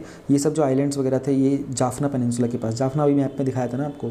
तो इंडिया ने इस पर ऑब्जेक्शन दिखाया था सिक्योरिटी कंसर्न्स को लेकर, लेकिन बात ये भी है कि इंडिया ने ऑफर किया था $12 मिलियन के आसपास कि इतना ग्रांट देगा। ग्रांट का मतलब है कि इंडिया इस पैसे को वापस नहीं लेगा, इतना पैसा देगा और वो यूज़ होगा पूरा का पूरा सेम प्रोजेक्ट के लिए, लेकिन ये प्रोजेक्ट किसके पास है, अब चाइनीज़ के पास है। इकोनॉमिक कोऑपरेशन में भी इश्यूज़ हैं। फरवरी 2021 में इंडिया ने रिफ्यूज़ कर दिया था कि जो करेंसी स्वैप का एग्रीमेंट है श्रीलंका के साथ उसका टर्म एक्सटेंड करने के लिए, क्योंकि उन्होंने कहा था कि श्रीलंका का इकोनॉमिक क्लाइमेट में अभी कुछ कंसर्न्स हैं तो हम ये कर नहीं सकते। तो ये रिसेंट चीज़ें हैं, इसमें से आप ज़्यादा नहीं तो कम से कम एटलीस्ट ये याद रखना, क्योंकि फेब 2021 का है, ये बहुत रिसेंट होगा, 1 साल के अंदर अंदर जो लोग मेंस लिखेंगे उनके लिए भी इंपॉर्टेंट हो जाता है ये। Let's move ahead two way forward, आगे हम क्या कर सकते हैं। प्रायोरिटाइज़ करना है कंट्री के इंटरेस्ट को। इंडिया कंसिडर करता है आइलैंड नेशन को एक प्रायोरिटी 1 डिफेंस स्फीयर में, है ना। इंडिया हमेशा से कमिटेड है कि अपनी फ्रेंडशिप कोऑपरेशन बढ़ाएगा ही, और इंडिया इंश्योर भी करेगा कि कोई भी वाइटल इंटरेस्ट कॉम्प्रोमाइज़ ना हो जब श्रीलंका को मदद करने की बात आएगी। फिर हमें अपने इकोनॉमिक रिलेशन को चाइना को काउंटर करने के लिए यूज़ करना चाहिए, ठीक है। तो देखो श्रीलंका ज़्यादातर लाई करता है इंडिया के लिए एज एन एक्सपोर्ट मार्केट, ठीक है, लेकिन आप देखो कि चाइना और इंडिया के बीच में भी कुछ ना कुछ चीज़ें बढ़ती रहती हैं, कभी घट रहा है कभी कुछ बढ़ रहा है ट्रेड का। 2020 के अंदर भी श्रीलंका का जो एक्सपोर्ट था चाइना को वो तकरीबन 2.3% था, हालांकि जो इंडिया में एक्सपोर्ट था वो 6.1% था। तो इंडिया को श्रीलंका ने क्या कर रखा है, एक्सपोर्ट मार्केट बना रखा है, ठीक है। प्लस में एक जनरल फियर रहता है कि जो पाकिस्तान के लोग हैं वो भी कहीं ना कहीं चाइना के जैसे डेट पॉलिसी से डर रहे हैं, तो कहीं ना कहीं इंडिया इस चीज़ का फ़ायदा उठा सकता है, ठीक है। पाकिस्तान का भी एक एग्जांपल लेकर के China, we should talk to Sri Lanka about this thing. People to people contact deepen करना है, स्पेशली रिलीजियस टर्म्स के ऊपर, है ना, जो जैसे वहाँ पर बुद्धिज़्म है और तमिलियन बहुत सारे हैं, तो इन चीज़ों को लेकर हम people to people contact increase कर सकते हैं। रेसिप्रोकेट करना है रिसेंट के जो इनिशिएटिव्स हैं उनको। इंडिया ने हमेशा से नेबरहुड फर्स्ट पॉलिसी को प्रैक्टिस किया, ये लाइन बड़ी अच्छी होती है, India is always practice neighbourhood first policy. और हम जब भी हमारे नेबर्स को मदद पड़ी तो इंडिया हमेशा सपोर्ट में गया, चाहे नेपाल, भूटान, बांग्लादेश, म्यांमार, कोई भी हो, अफगानिस्तान हो। तो इवन कोविड में इंडिया ने पाकिस्तान को भी हेल्प सपोर्ट देने के लिए अपना हाथ आगे बढ़ाया था, क्योंकि वो ह्यूमैनिटेरियन चीज़ है। वहाँ पर आप ये बात नहीं कर सकते कि पाकिस्तान तो दुश्मन, तो इसमें ह्यूमैनिटेरियन क्राइसिस, क्योंकि वहाँ की जनता का कोई कसूर नहीं होता है। गवर्नमेंट की सपोर्ट ना करे बेशक हमारी गवर्नमेंट, लेकिन ह्यूमैनिटेरियन पर हर कंट्री करेगा। कोई भी कंट्री होगा ना, कल को यूएस को ईरान में अगर कोई प्रॉब्लम आ जाएगी तो यूएस ईरान में भी जाकर के ह्यूमैनिटेरियन सपोर्ट देगा। ये एक जनरल गुडविल होता है, ये संसार में हर गवर्नमेंट करती है। मार्च 2021 में इन्होंने एब्सटेन किया था क्रूशियल वोट, जो कि श्रीलंका के राइट्स को लेकर था। तो ये भी एक पॉइंट था कि किसी तरीके से जो हमारे रिसेंट इनिशिएटिव्स थे इनको हम यूज़ कर सकते हैं। Now comes the conclusion part. ध्यान रखना, द आंसर राइटिंग के अंदर way forward demand of the question पर डिपेंड करता है। वे फॉरवर्ड क्वेश्चन में हो सकता है, नहीं हो सकता, बट कंक्लूजन तो हर क्वेश्चन में जाएगा, ठीक है, क्योंकि यहाँ आप एंड कर रहे हैं चीज़ को, ये एक अच्छी एंडिंग होती है। तो दोनों कंट्रीज़ अच्छे कुछ एरेज को रिप्रेजेंट करते हैं। जैसे इंडियन ओशन एक जोन ऑफ पीस है ना। इंडियन ओशन में आपको कभी सुनने को मिलेंगे नहीं ऐसे मुद्दे।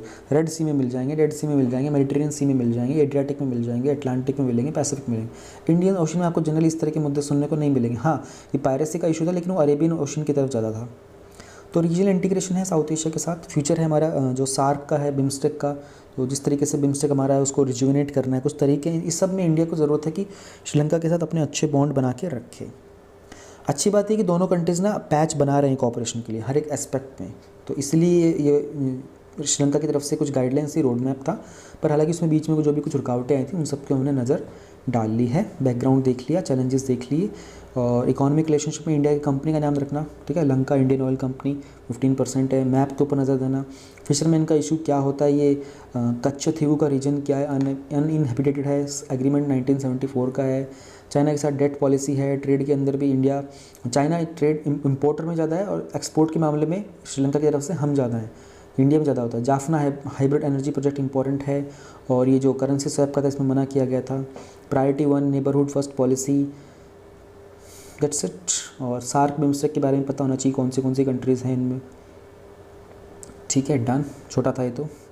अगर आपको यूपीएससी की all in one handy booklet चाहिए तो उसमें ये सब कंटेंट मिलेगा। तो इसका सबका सैंपल मैंने दिखाया हुआ है इस वीडियो के लास्ट में 20 मिनट्स में। आप स्किप करके लास्ट 20 मिनट्स देख सकते हो, या फिर आपको लगे कि 20 मिनट्स तक जाना थोड़ा मुश्किल होगा तो डिस्क्रिप्शन में जाओ, वहाँ पर डायरेक्ट लिंक है, टाइम स्टैम्प है, उस पर क्लिक करोगे तो आप डायरेक्टली लास्ट उसी मोमेंट पर पहुँच जाओगे। तो हर एक चीज़ का सैंपल वहाँ दिखाया हुआ है and you can download from the description link also.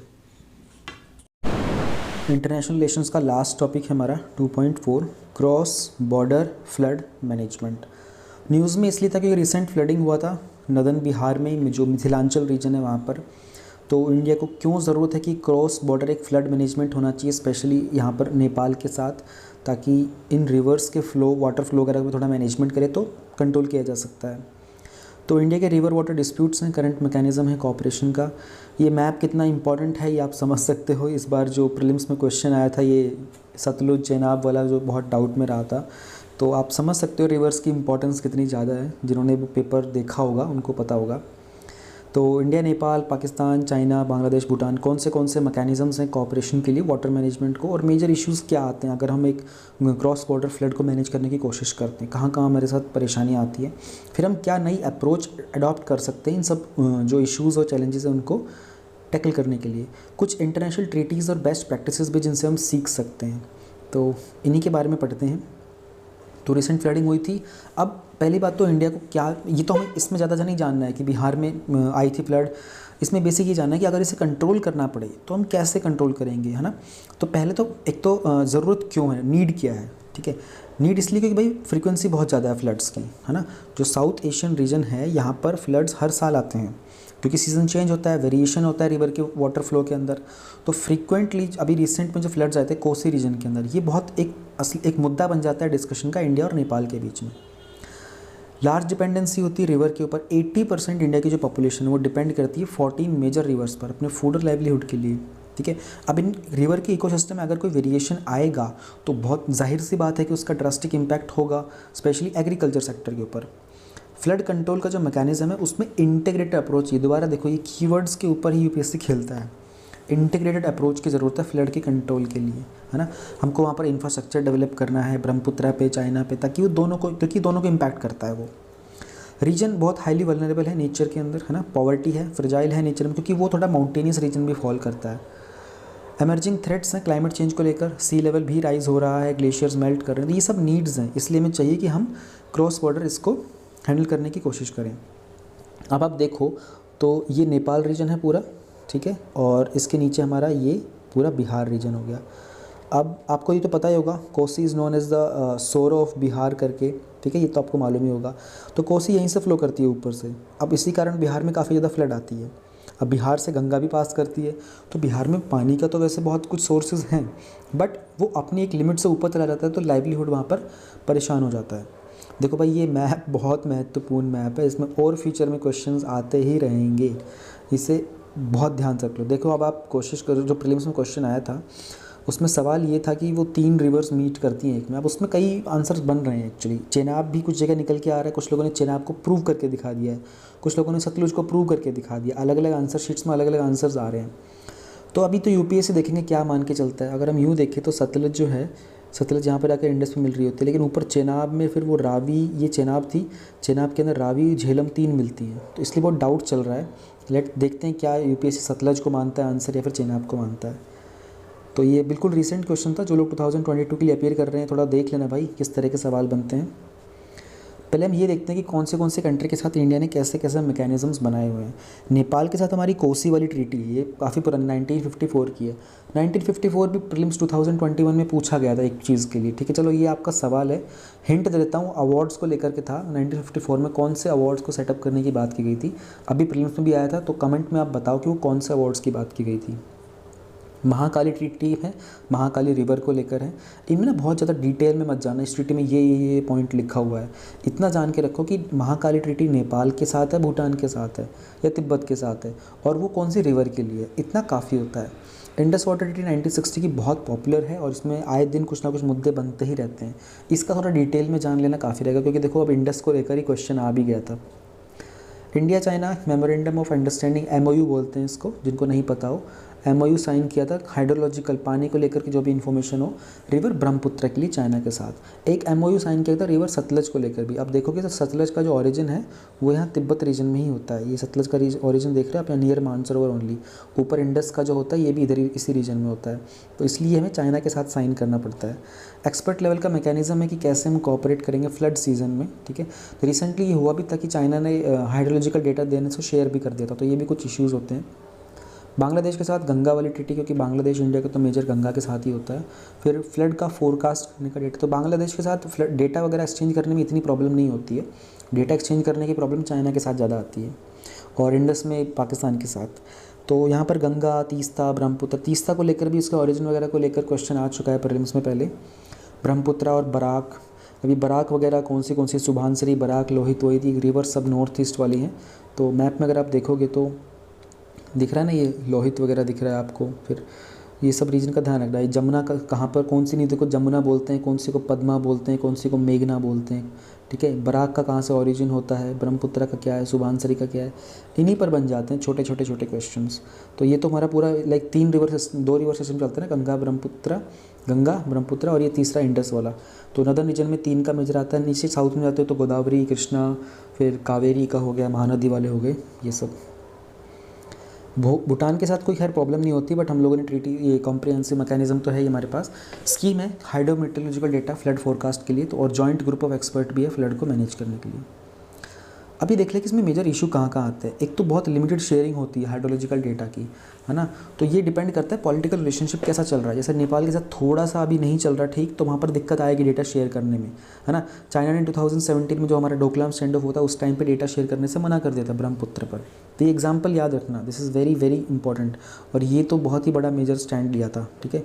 तो फिर asymmetric control between upper and lower. Asymmetric मतलब जो तालमेल में ना हो, सिमेट्री मतलब इसका तालमेल एक ही स्तर पर होता है। Upper riparian, lower riparian. Upper riparian मतलब जो जैसे देखो राइपेरियन का भी आपको आइडिया होना चाहिए। मान लीजिए आपकी ये ब्रह्मपुत्र है जो इधर से आ रही है, ठीक है, तो इधर से आ रही है, तो जो अरुणाचल प्रदेश के जो रीजन हो गए ना, ये इसके अपर राइपेरियन रीजन हो जाएंगे, जहाँ से रिवर पास करती है ना उसके पास का एरिया। और ये बांग्लादेश वाला जो हो जाएगा ये इसका लोअर राइपेरियन एरिया हो जाएगा, ठीक है। सेम गंगा में होता है, यहाँ उत्तराखंड में, और ये जो अब इस साइड में जो उत्तर प्रदेश है ये इसके अपर राइपेरियंस हो जाएंगे। और यहाँ पर बात करोगे कि ये वेस्ट बंगाल में ये इसके लोअर राइपेरियन एरिया हो जाएगा।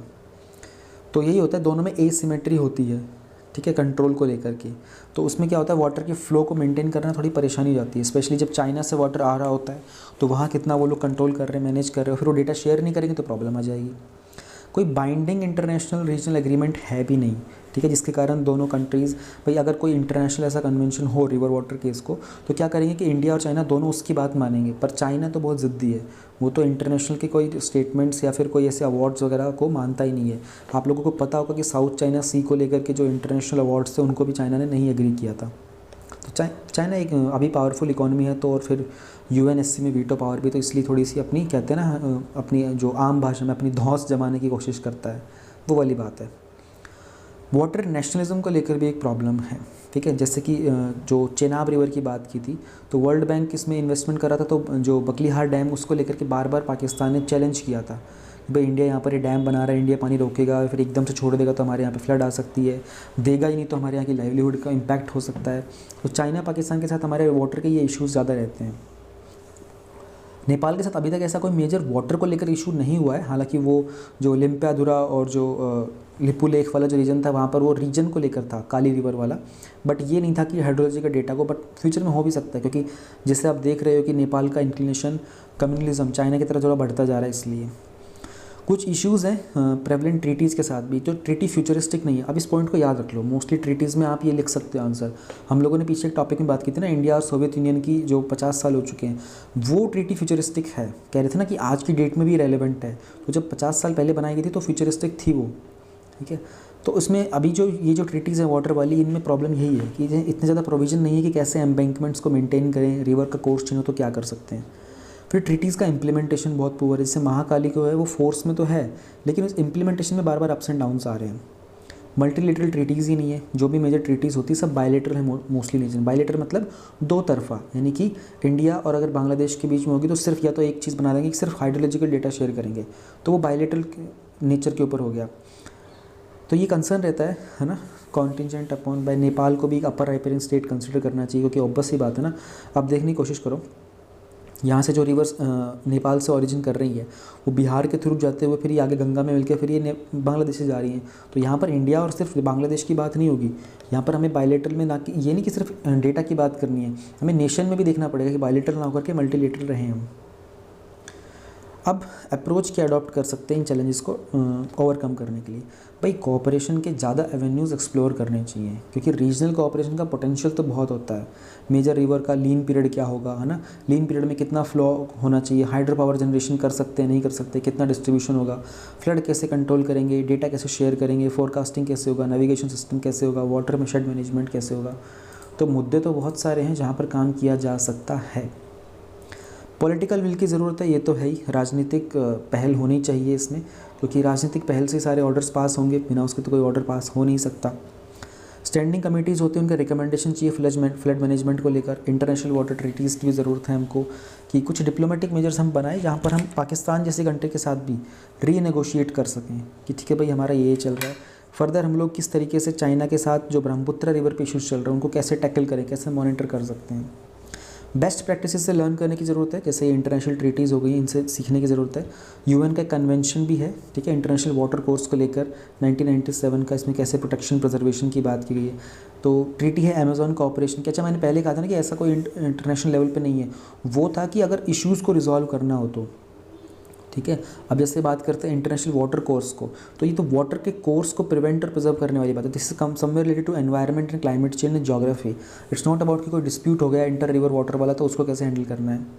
फिर अमेज़ॉन कोऑपरेशन को लेकर भी है 1978 का। मिकोंग रिवर, मिकोंग तो पहले एग्जाम में पूछी भी जा चुकी है, आपको पता होगा। तो कौन से उसमें सी में इसका माउथ होता है, उस तरीके से क्वेश्चन आया था ऐसा कुछ।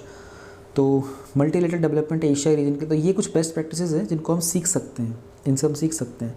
फिर मैं प्लानिंग लॉन्ग टर्म करनी होगी। हम लोगों ने चैलेंजेस में देखा था ना कि लॉन्ग टर्म स्ट्रैटेजी नहीं है, तो ये ध्यान रखना जब भी आपको वे फॉरवर्ड लिखना हो ना और आपके क्वेश्चन में अगर चैलेंजेस भी होंगे तो दोनों में से सिर्फ एक ही चीज़ लिखो। वे फॉरवर्ड के नोट्स मत बनाओ, चैलेंजेस के नोट्स बना लो। चैलेंजेस के बाद फिर आप वे फॉरवर्ड को ऑन स्पॉट जनरेट कर सकते हो। तो लॉन्ग टर्म प्लानिंग चाहिए हम लोगों को, ये जो फ्लडिंग के क्राइसिस होते हैं हर साल, इनको ख़त्म करने के लिए। कंक्लूजन हमारा क्या है, रीजन की कंट्रीज डिपेंड करती हैं एक दूसरे के ऊपर, तो ये कुछ कंसर्न वाली बात है, ठीक है। तो और होना भी चाहिए डिपेंडेंट, क्योंकि ये वाटर का एरिया है, वाटर का एक नेचुरल फ्लो होता है, वो बाउंड्री नहीं देखता। वाटर को नहीं पता कि ये नेपाल है या फिर ये इंडिया है, ठीक है। वाटर अपना फ्लो के साथ चलता है। तो फ्लड कंट्रोल जो है एक म्यूचुअल रिस्पॉन्सिबिलिटी बन जाती है रीजन की, इसलिए इसको कलेक्टिव मैनर में अप्रोच। अभी again collective manner is a key word, is a very strong key word, ठीक है। इन चीज़ों का ध्यान रखो। बाकी तो मैंने खैर कीवर्ड्स की लिस्ट तो प्रोवाइड कर ही दी है आप लोगों को। मैं आपको यूपीएससी हैंडी बुकलेट के बारे में सारी डिटेल्स बता देता हूँ। तो ये सब कंटेंट आपको मिलता है इस यूपीएससी की all in one handy booklet में। तो मेंस के क्वेश्चन ये हैं 400 से ज़्यादा। ये माइंड मैप्स का एक्चुअली थोड़ा पुराना लिखा हुआ है, ये डबल हो चुका है, तो इट्स नॉट 300, इट्स एक्चुअली 600, ठीक है। इसमें स्टैटिक हो गया, आपका करंट अफेयर्स हो गया, मेन स्पेसिफिक हो गया, प्रीलिम स्पेसिफिक हो गया, और मेजरली जो हमारे जो सोर्सेज हैं, जैसे कि कोई जो भी अच्छी मंथली मैगजीन्स उनमें जो भी टॉपिक्स जो होते हैं कॉमन होते हैं, या फिर जो सनसेट टीवी पर जो पहले राज्यसभा टीवी हुआ करता था, उनमें जो टॉपिक्स जो बहुत मेजर होते हैं कि वो आएंगे ही आएंगे, और आपको मैं सैंपल भी दिखाऊंगा अभी सारे के सारे। निमोनिक्स हैं 200 से ज़्यादा, ये सबके सैंपल हैं अभी इसी वीडियो में। इस आगे मैं आपको दिखाऊंगा एक एक चीज़। हिंदू के एडिटोरियल के लिंक्स है इसमें, साइंस एंड टेक और एनवायरनमेंट के टॉपिक्स के लिंक्स भी हैं, आंसर राइटिंग की चेकलिस्ट भी है, daily progress tracker, toppers data, 7 schedule, साथ में इसमें कुछ फ्री कंटेंट भी है इसी के साथ। 400 से ज़्यादा आंसर राइटिंग के कीवर्ड्स हैं, मेंस के पेपर हैं प्रीवियस ईयर के, और प्रीवियस ईयर के मेंस के पेपर ये टॉपिक वाइज और ईयर वाइज अलग अलग तरीके से हैं। कॉन्स्टिट्यूशन के आर्टिकल, मॉडर्न हिस्ट्री टाइमलाइन, और रिवीजन की एक पाइपलाइन की एक टेक्निक है बड़ी अच्छी, और कुछ हॉट टॉपिक्स की लिस्ट वगैरह। ये सब मैं आपको भी दिखा देता हूँ सैंपल, ताकि आपको समझ में आ जाए कि इसमें क्या कुछ होता है, कैसे डाउनलोड करना होता है, सब इसी लिंक में होगा। इसके बाद वीडियो लगातार देखते रहो, आपको सब कुछ आसानी से समझ में आ जाएगा। ये माइंड मैप्स है, मैं आपको अगर दिखाऊं तो आपको सामने स्क्रीन में फोल्डर्स दिखाई दे रहे हैं, इनमें नंबर ऑफ़ आइटम्स भी लिखे हुए हैं। तो जून, जुलाई और अगस्त 2021 के फोल्डर्स अभी आपको खाली दिखाई दे रहे हैं, लेकिन जब मैं वीडियो रिकॉर्ड कर रहा हूँ तो इसके 3-4 दिन के अंदर इन फोल्डर्स में भी कंटेंट आ जाएगा। और बाकी जिन लोगों का पहले हो जाएगा डाउनलोड, तो उनको वाया ईमेल ही अपडेट के थ्रू मिल जाएंगे। तो अगर मैं आपको माइंड मैप्स दिखाने की कोशिश करूँ तो ये बहुत सारे समय से 2020 से लेकर के, और जो मेजर जो सोर्स यूज़ किया गया है वो सनसेट टीवी है। पहले जो राज्यसभा टीवी हुआ करता था वही अब सनसेट टीवी हो गया है, और जो कुछ एक्सट्रीमली इंपॉर्टेंट एडिटोरियल्स भी आते हैं जो कि अक्सर मेंस के क्वेश्चन में बहुत पूछे गए हैं, और इवन प्रीलिम्स में भी। तो मैं अगर आपको दिखाना चाहूँ तो जैसे कि मान लो दिसंबर 2020 का ये फोल्डर खोल लेते हैं, तो religion as a tool of soft power diplomacy, अभी मेन स्पेसिफिक बहुत इंपॉर्टेंट कंटेंट है। रिव्यू ऑफ इन्फॉर्मेशन कमीशन, ये प्रीलिम्स के लिए इंपॉर्टेंट है, मेंस के लिए इंपॉर्टेंट है ना। और ये स्पेस बेस्ड रिमोट सेंसिंग दोनों ही जगह पे काम आएगा। सिम होता क्या है, अबाउट क्या होता है, वो कैसे इंडिया की डेवलपमेंट को एनहेंस कर सकता है। एजुकेशन की रिपोर्ट है, रिपोर्ट के बारे में चैलेंजेस, उसके द्वारा क्या कुछ स्टेप्स लिए गए हैं। तिब्बतन पॉलिसी के ऊपर भी है, बहुत सारे टॉपिक्स मिलेंगे। वोटिंग राइट टू एनआरआईज मिलेगा। तो मैं आपको सारे तो खोल के ओपन करके नहीं दिखा पाऊंगा, थोड़ा कम समय होता है। ये एक्स्ट्रा माइंड मैप्स अगर दिखाऊँ तो कार्नेटिक म्यूजिक हो गया, बुद्धिज़्म की बात कर लो आप, तो देखो छोटे छोटे जब माइंड मैप की फॉर्म में होते हैं ना, ये याद करने बहुत आसान हो जाते हैं। चंपारण सत्याग्रह हो गया, उसके बाद ये ऑक्यूपेशनल सेफ्टी हेल्थ के ऊपर बिल हो गया, कोड ऑन सोशल सिक्योरिटी था, कम्युनिटीज़ रिलेटेड टू म्यूज़िक हो गया, बहुत सारे मिलेंगे। म्यूज़िक के 2 हैं। उसके बाद consolidation of public sector bank हो गया, folk music, fishery sector, Gaganyaan, foreign traveller जो होते हैं इंडिया के अंदर आए थे उन सब के बारे में, Hindustani music, green building, India Bangladesh, India Bhutan, India China, उसके बाद India Maldives, India Myanmar. International relation के तो ऑलमोस्ट सारे ही कंप्लीट हैं यहाँ पर। जैनिज़्म आ गया, खेड़ा सत्याग्रह, बहुत सारे टॉपिक्स। स्टैटिक हो गया, प्रीलिम्स के लिए हो गया, करंट अफेयर्स के लिए हो गया, मेन स्पेसिफिक हो गया, मॉडर्न स्लेवरी हो गया, और नैनो कल्चर की बात, सॉरी जो नैनो टेक्नोलॉजी की बात करते हैं एग्रीकल्चर में, वो वाले हो गए। इसके ऑब्जेक्टिव्स क्या होते हैं, अबाउट क्या होता है, बेनिफिट्स क्या होते हैं। इस तरीके से बहुत सारे टॉपिक्स हैं आपके सामने जो स्क्रीन पर दिखेंगे। अगर आप इनको टोटल काउंट करोगे तो ये मोर देन 480 जाएगा, और इसमें भी और भी ऐड होंगे तो ये 500 से ऊपर चला जाएगा, यानी कि 600 के आसपास ही आपको मिलेंगे। तो आपको दिखा होगा 400 500, लेकिन ये 600 से ऊपर जाएंगे, और आपको ईमेल में अपडेट भी मिलता रहेगा। वो मैं इस वीडियो के बिल्कुल लास्ट में बताऊँगा ये जो अपडेट वाला प्रोसीजर है वो कैसे है। तो बहुत सारे, मतलब वही है, मैं आपको सारे एक एक करके ओपन करके क्या दिखाऊंगा, मैंने आपको थोड़ा आइडिया दे दिया। सेडिशन लॉ भी हो गया है ना, रोड सेफ्टी को लेकर के हो गया, ये चीज़ें आती रहती हैं एग्ज़ाम में। और ये पॉक्सो एक्ट के ऊपर हो गया, फिर ये प्रेफरेंशियल ट्रेड एग्रीमेंट हो गया, पार्डनिंग पावर होगी पर प्रेसिडेंट की, गवर्नर की। तो पॉलिटी के टॉपिक्स भी हैं, ऐसी बात नहीं है, मिक्स में चलते हैं। जो उस मंथ में जो चीज़ें, नंदा देवी ग्लेशियर का चल रहा था कुछ समय पहले, तो ये वो भी है इसमें। और वाटर सैनिटेशन हो गया, 2 चाइल्ड पॉलिसी चल रहा था चाइना का, फिर इंडिया के ऊपर भी क्वेश्चन उठे थे। तो हर तरह के मेजर टॉपिक्स जो जनरली सनसेट टीवी पे रहते हैं, हिंदुस्तान जो द हिंदू में आते हैं, और जो मेजर मैगजीन्स में जो मेजर टॉपिक्स कवर होते हैं, टॉपिक्स सब वही होते हैं हर जगह पर, थोड़ा बहुत बस आगे पीछे रहता है, कोई किसी मंथ में रहता है, कोई किसी मंथ में। तो ये मेंस में, प्रीलिम्स में स्टैटिक और डायनेमिक दोनों तरह के टॉपिक्स हैं, बहुत यूज़फुल होंगे आपके कंटेंट को याद करने में। अगर देखो बात की जाए निमोनिक्स की, तो ये बहुत सारे कंटेंट को याद करने में बड़े हेल्पफुल होते हैं। तो ये कुछ इंडेक्स है, thermal power plants, fundamental duties हो गया, राइट्स हो गया, प्रीएम्बल के keyword, directive principle, 6 schedule, constitutional bodies, types of rates, इनके सब के निमोनिक्स आपको मिल जाएंगे। इंडियन कॉन्स्टिट्यूशन के सोर्स से क्या कुछ लिया गया, रिवर डैम प्रोजेक्ट्स जो होते हैं, उसके अलावा national park, wild life centuries की, ये बहुत बड़ी दिक्कत आती है। 2021 में तो लोगों ने बहुत एक्सपेक्ट किया था क्वेश्चन, बट नहीं आया, बट स्टिल ये चीज़ें इंपॉर्टेंट रहेंगी, बाद में आएंगी। और बहुत सारे रैंडम टॉपिक्स हैं आपके सामने, फर्स्ट 5 ईयर, सारे 5 ईयर प्लान के शॉर्ट हैं, नॉर्थ सी कंट्रीज़ हो गया, state sharing border with Bhutan, इस तरह की बहुत सारी चीज़ें हैं आपके सामने, इंडेक्स है। अब मैं जल्दबाजी में सारे दिखाऊंगा नहीं, ठीक है। तो all this indexes will be, ये सबके निमोनिक्स होंगे यहाँ पर, छोटे छोटे, मोर देन 85 के आसपास पेजेस हैं इस पूरे में। और ये कितने हैं, तो बहुत ज़्यादा है, मतलब इनका काउंट ही नहीं है कोई। तो सारे तो आपको याद करने की ज़रूरत नहीं होती, बहुत सारी चीज़ें तो वैसे ही याद हो जाती हैं। जो चीज़ें याद ना हो, मान लो आप इनडायरेक्ट टैक्सेस के बारे में याद करना हो, तो आप सीधा एक्सक्यूज़ मी याद करो। ये एक्साइज हो गया, कस्टम हो गया, सर्विस हो गया, मार्केट हो गया, एंटरटेनमेंट हो गया, इस तरीके से। डायरेक्ट टैक्स में याद करो vpro.co.in, wealth, property, corporate income, है ना। कोर इंडस्ट्रीज़ के लिए CCC फंड्स हो गया, C3 फंड्स हो गया। और मिसाइल्स अंडर इंटीग्रेटेड प्रोग्राम की बात करें तो पटना, इस तरीके से होते हैं सारे, बहुत छोटी छोटी चीज़ें होती हैं, लेकिन ये याद करने में बहुत हेल्प कर देती हैं। कुछ एक दो हिंदी में भी हैं, कुछ चीज़ें ना, कभी कभी हर एक चीज़ ऐसी ईजी नहीं हो पाती, तो हिंदी वाले भी टाइप के भी हैं, इंग्लिश भी हैं। तो ट्रिब्यूटरीज ऑफ गंगा, राम की, काली की, काश महान होते, तो इस तरीके से बहुत सारी चीज़ें हैं, ठीक है। और ये जैसे दूसरे तरह के निमोनिक्स है, ब्राइटेस्ट स्टार को लेकर, 4 DNA, एसेंशियल अमीनो एसिड्स को लेकर हैं। तो सो मच ऑफ कंटेंट की सारा तो याद कर भी नहीं पाओगे, इतना ज़्यादा कंटेंट होता है ये। आपको 400 से ज़्यादा कीवर्ड्स मिलेंगे जो आंसर राइटिंग के लिए बहुत अच्छे से यूज़ किए जा सकते हैं। अब इसमें जैसे कि मैं आपको एग्जांपल देता हूँ, मान लीजिए 6 E's हैं, तो आप लिख सकते हो engagement, ethos, ethics, equality, efficiency, effectiveness. 5T हो गया, trade, talent, technology, tourism, tradition. Smart balancing can be use to respect to China, है ना। इस तरीके से बहुत सारे कीवर्ड्स यूज़ करते हो। वाटिका हो गया, value addition, technology, incubation centre in agriculture. India के बारे में आप बात कर सकते हो, मल्टीपोलर वर्ल्ड, मल्टीपोलर एशिया।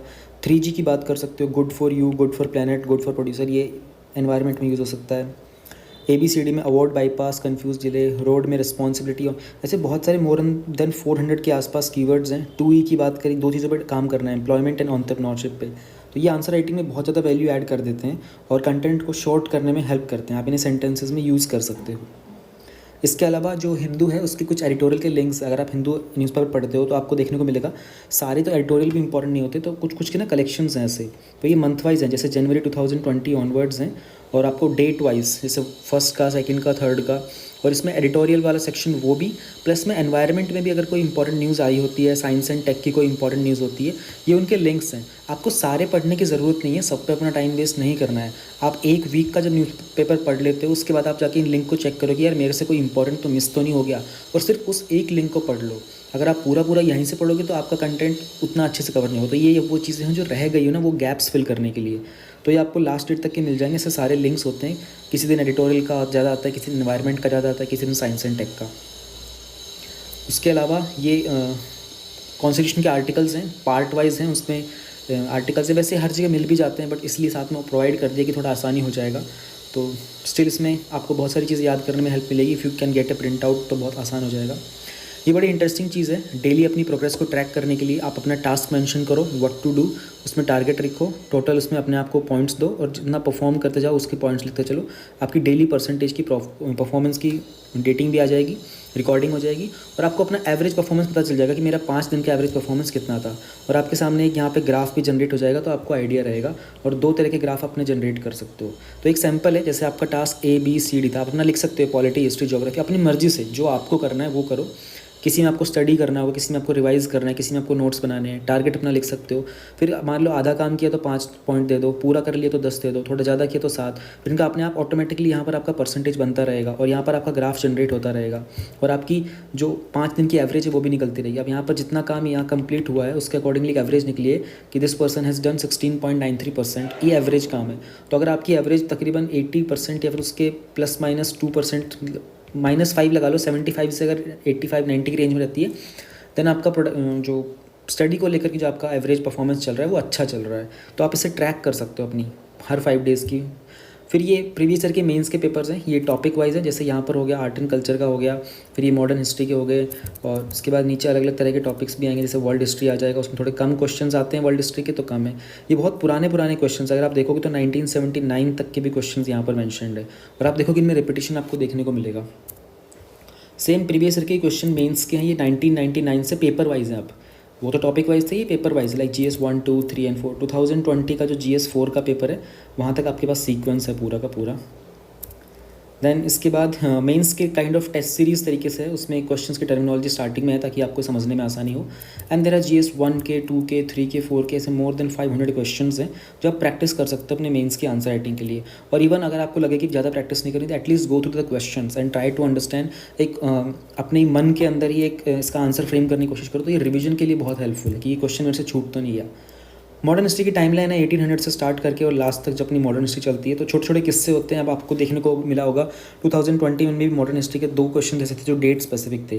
तो टाइमलाइन आपको पढ़ते रहने से क्या होता है, मेजर इवेंट्स कब कब कौन से हुए थे, तो रिवाइज़ करने में बहुत जल्दी काम हो जाता है, अननेसेसरी पूरी बुकलेट को नहीं पढ़ना पड़ता।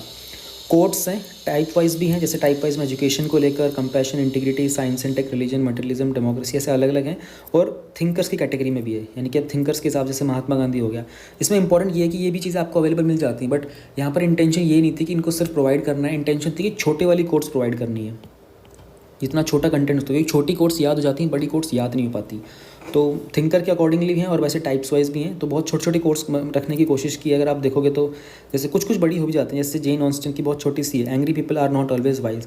You can use this in ethics, in essay, even GS में भी कहीं पर अगर सेंस बने तो आप यूज़ कर सकते हो। ये रेपिटेशन पाइपलाइन है, ये बहुत इंटरेस्टिंग चीज़ है। इसमें आपको करना क्या होता है ना, अगर आपको अपना रिवीजन का टाइमलाइन बनाना है और आपको थोड़ी प्रॉब्लम आ रही है, तो what you can do is, जैसे जहाँ जहाँ पर टॉपिक ए है येलो कलर में, आप इसको रिप्लेस करो। अभी एक्सेल शीट मिलती है आपको, तो you can just simply press Ctrl+F और उसके बाद रिप्लेस में आके टॉपिक ए को रिप्लेस कर दो। मान लीजिए आपका पॉलिटी का फंडामेंटल राइट्स था, तो आपने नून में फर्स्ट डे को मान लो यहाँ पर पॉलिटी का फंडामेंटल राइट्स पढ़े, तो आप जब इसको रिप्लेस कर देंगे तो ऑटोमेटिकली आपको रहेगा कि यार मुझे सोने से पहले एक बार फंडामेंटल राइट्स को रिवाइज करना है बहुत क्विकली 5 मिनट का। और नेक्स्ट डे मुझे सेकंड डे में मुझे मॉर्निंग में स्लीप के बाद मुझे एक बार सबसे पहले कल वाला रिपीटेशन करना है। अब इसमें बेनिफिट ये होता है कि आपको ना रोज़ रोज़ बैठ के नोट्स नहीं बनाने पड़ेंगे, पेपर पे लिखना नहीं पड़ेगा। आप सिंपली यहाँ पर एक बार रिप्लेस करोगे तो आपको फिर अगले दिन 4th डे जब आप बैठोगे तो आपको नई चीज़ पढ़नी है, टॉपिक सी, यानी हो सकता है मान लीजिए आपका ज्योग्राफी है यहाँ पर, तो आपको उसके बाद याद रहेगा कि यार मैंने ना 3-4 दिन पहले ये किया था फंडामेंटल राइट्स, ये आज मुझे रिवाइज करना है। तो ये तो सबको पता है कि रेपिटेशन इसी तरीके से काम करता है। तो आपको बस ये करना है, फिर आप 11th डे चाहो तो अपना सारे का सारा एक दिन बैठ के सिर्फ रिवाइज कर सकते हो। ये एक्सेल शीट का content you can extend it, but मैं कहूँगा कि 10 डेज़ का इज़ फाइन। लोग ना 7 डेज़ का बनाते हैं, उसमें प्रॉब्लम क्या होती है ना, बचपन से हमको आदत है, स्कूल टाइमिंग में 10-12 साल वहाँ स्पेंड किया तो माइंड की बहुत स्ट्रॉन्ग कंडीशनिंग हो गई है कि संडे को रेस्ट करना होता है। तो हम लोग जनरली क्या करते हैं, संडे को अभी भी ब्रेक ले लेते हैं। It should not be there, हमें उस पैटर्न को ब्रेक करना होगा कि UPSC इज़ नॉट स्कूल वाला exam, it's a different exam. तो इसलिए इसको keep it 10 days and 11th day पर एक फुल रिविजन करना। बाकी 4th डे पर लोग बोलते हैं 3rd day, I would say कि keep it on 4th day. थोड़ा सा वो जो कॉमन पैटर्न होता है ना उसमें लथार्जी आ जाती है, उसको चेंज करने से फ्रेशनेस आती है। ये टॉपर्स का कुछ डेटा है, अगर आप लोग जिन लोगों को अपनी स्ट्रैटेजी प्रिपेयर करनी होती है ना उनके लिए बहुत यूज़फुल होता है। अब इसमें 2020 के जो टॉपर हैं शुभम कुमार सर, उनका डेटा भी ऐड किया नहीं है, बट ये आपको वाया अपडेट मिल जाएगा।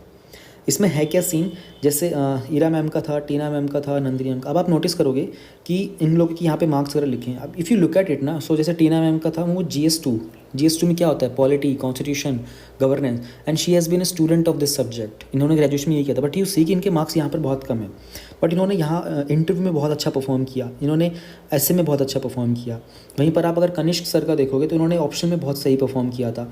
और आप अनुदीप सर का देखोगे, इनके ऐसे बहुत अच्छा था, इनका GS 1 और 2 बहुत सही था, है ना।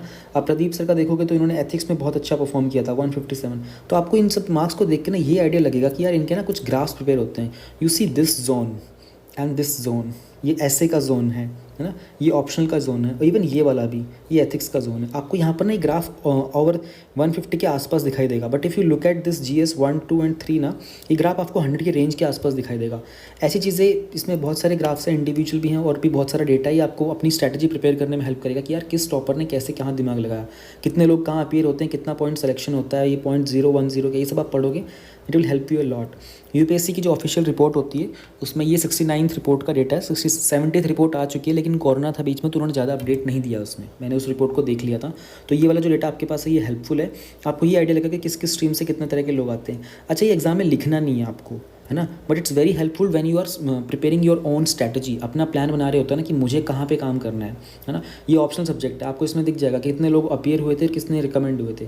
If you look at it, geography में देखो 2000 के आसपास लोग अपीयर होते हैं, बट आप वहीं पर देखोगे बॉर्डर लैंग्वेज में एक बंदा अपीयर हुआ और एक का ही सिलेक्शन होगा, तो 100% सिलेक्शन रेट हो गया। बाकी सब सब्जेक्ट्स का भी है, जैसे PSIR हो गया, पबैड हो गया, सोशियोलॉजी हो गया, आपको उनका सक्सेस रेट पता चलेगा कि इसमें कितने लोग अपीयर करते हैं, उसमें कितने के चांसेस होते हैं। जैसे सिंधी लैंग्वेज की बात करो, 2 लोग अपीयर हुए, एक का सिलेक्शन भी हो गया। इस तरीके से बहुत सारे डेटा और भी डेटा इसमें ऐड होता रहेगा। सो ये बहुत हेल्पफुल है आपके एग्जाम के लिए कि आप इन सब कंटेंट को यूज़ करो and you enhance your preparation as soon as possible. अब इसे डाउनलोड कैसे करना है, जो वीडियो आप देख रहे हो उस वीडियो के डिस्क्रिप्शन में ही लिंक है डाउनलोड का, आप उस पर क्लिक करोगे तो आप इस पेज पर आ जाओगे। ठीक है, सबसे पहले ऊपर टॉप पे देखो 50% सुपर सेल लिख रहा है, आपको एक कोड यूज़ करना है UPSC 50, इसमें आपको 50% डिस्काउंट मिलेगा।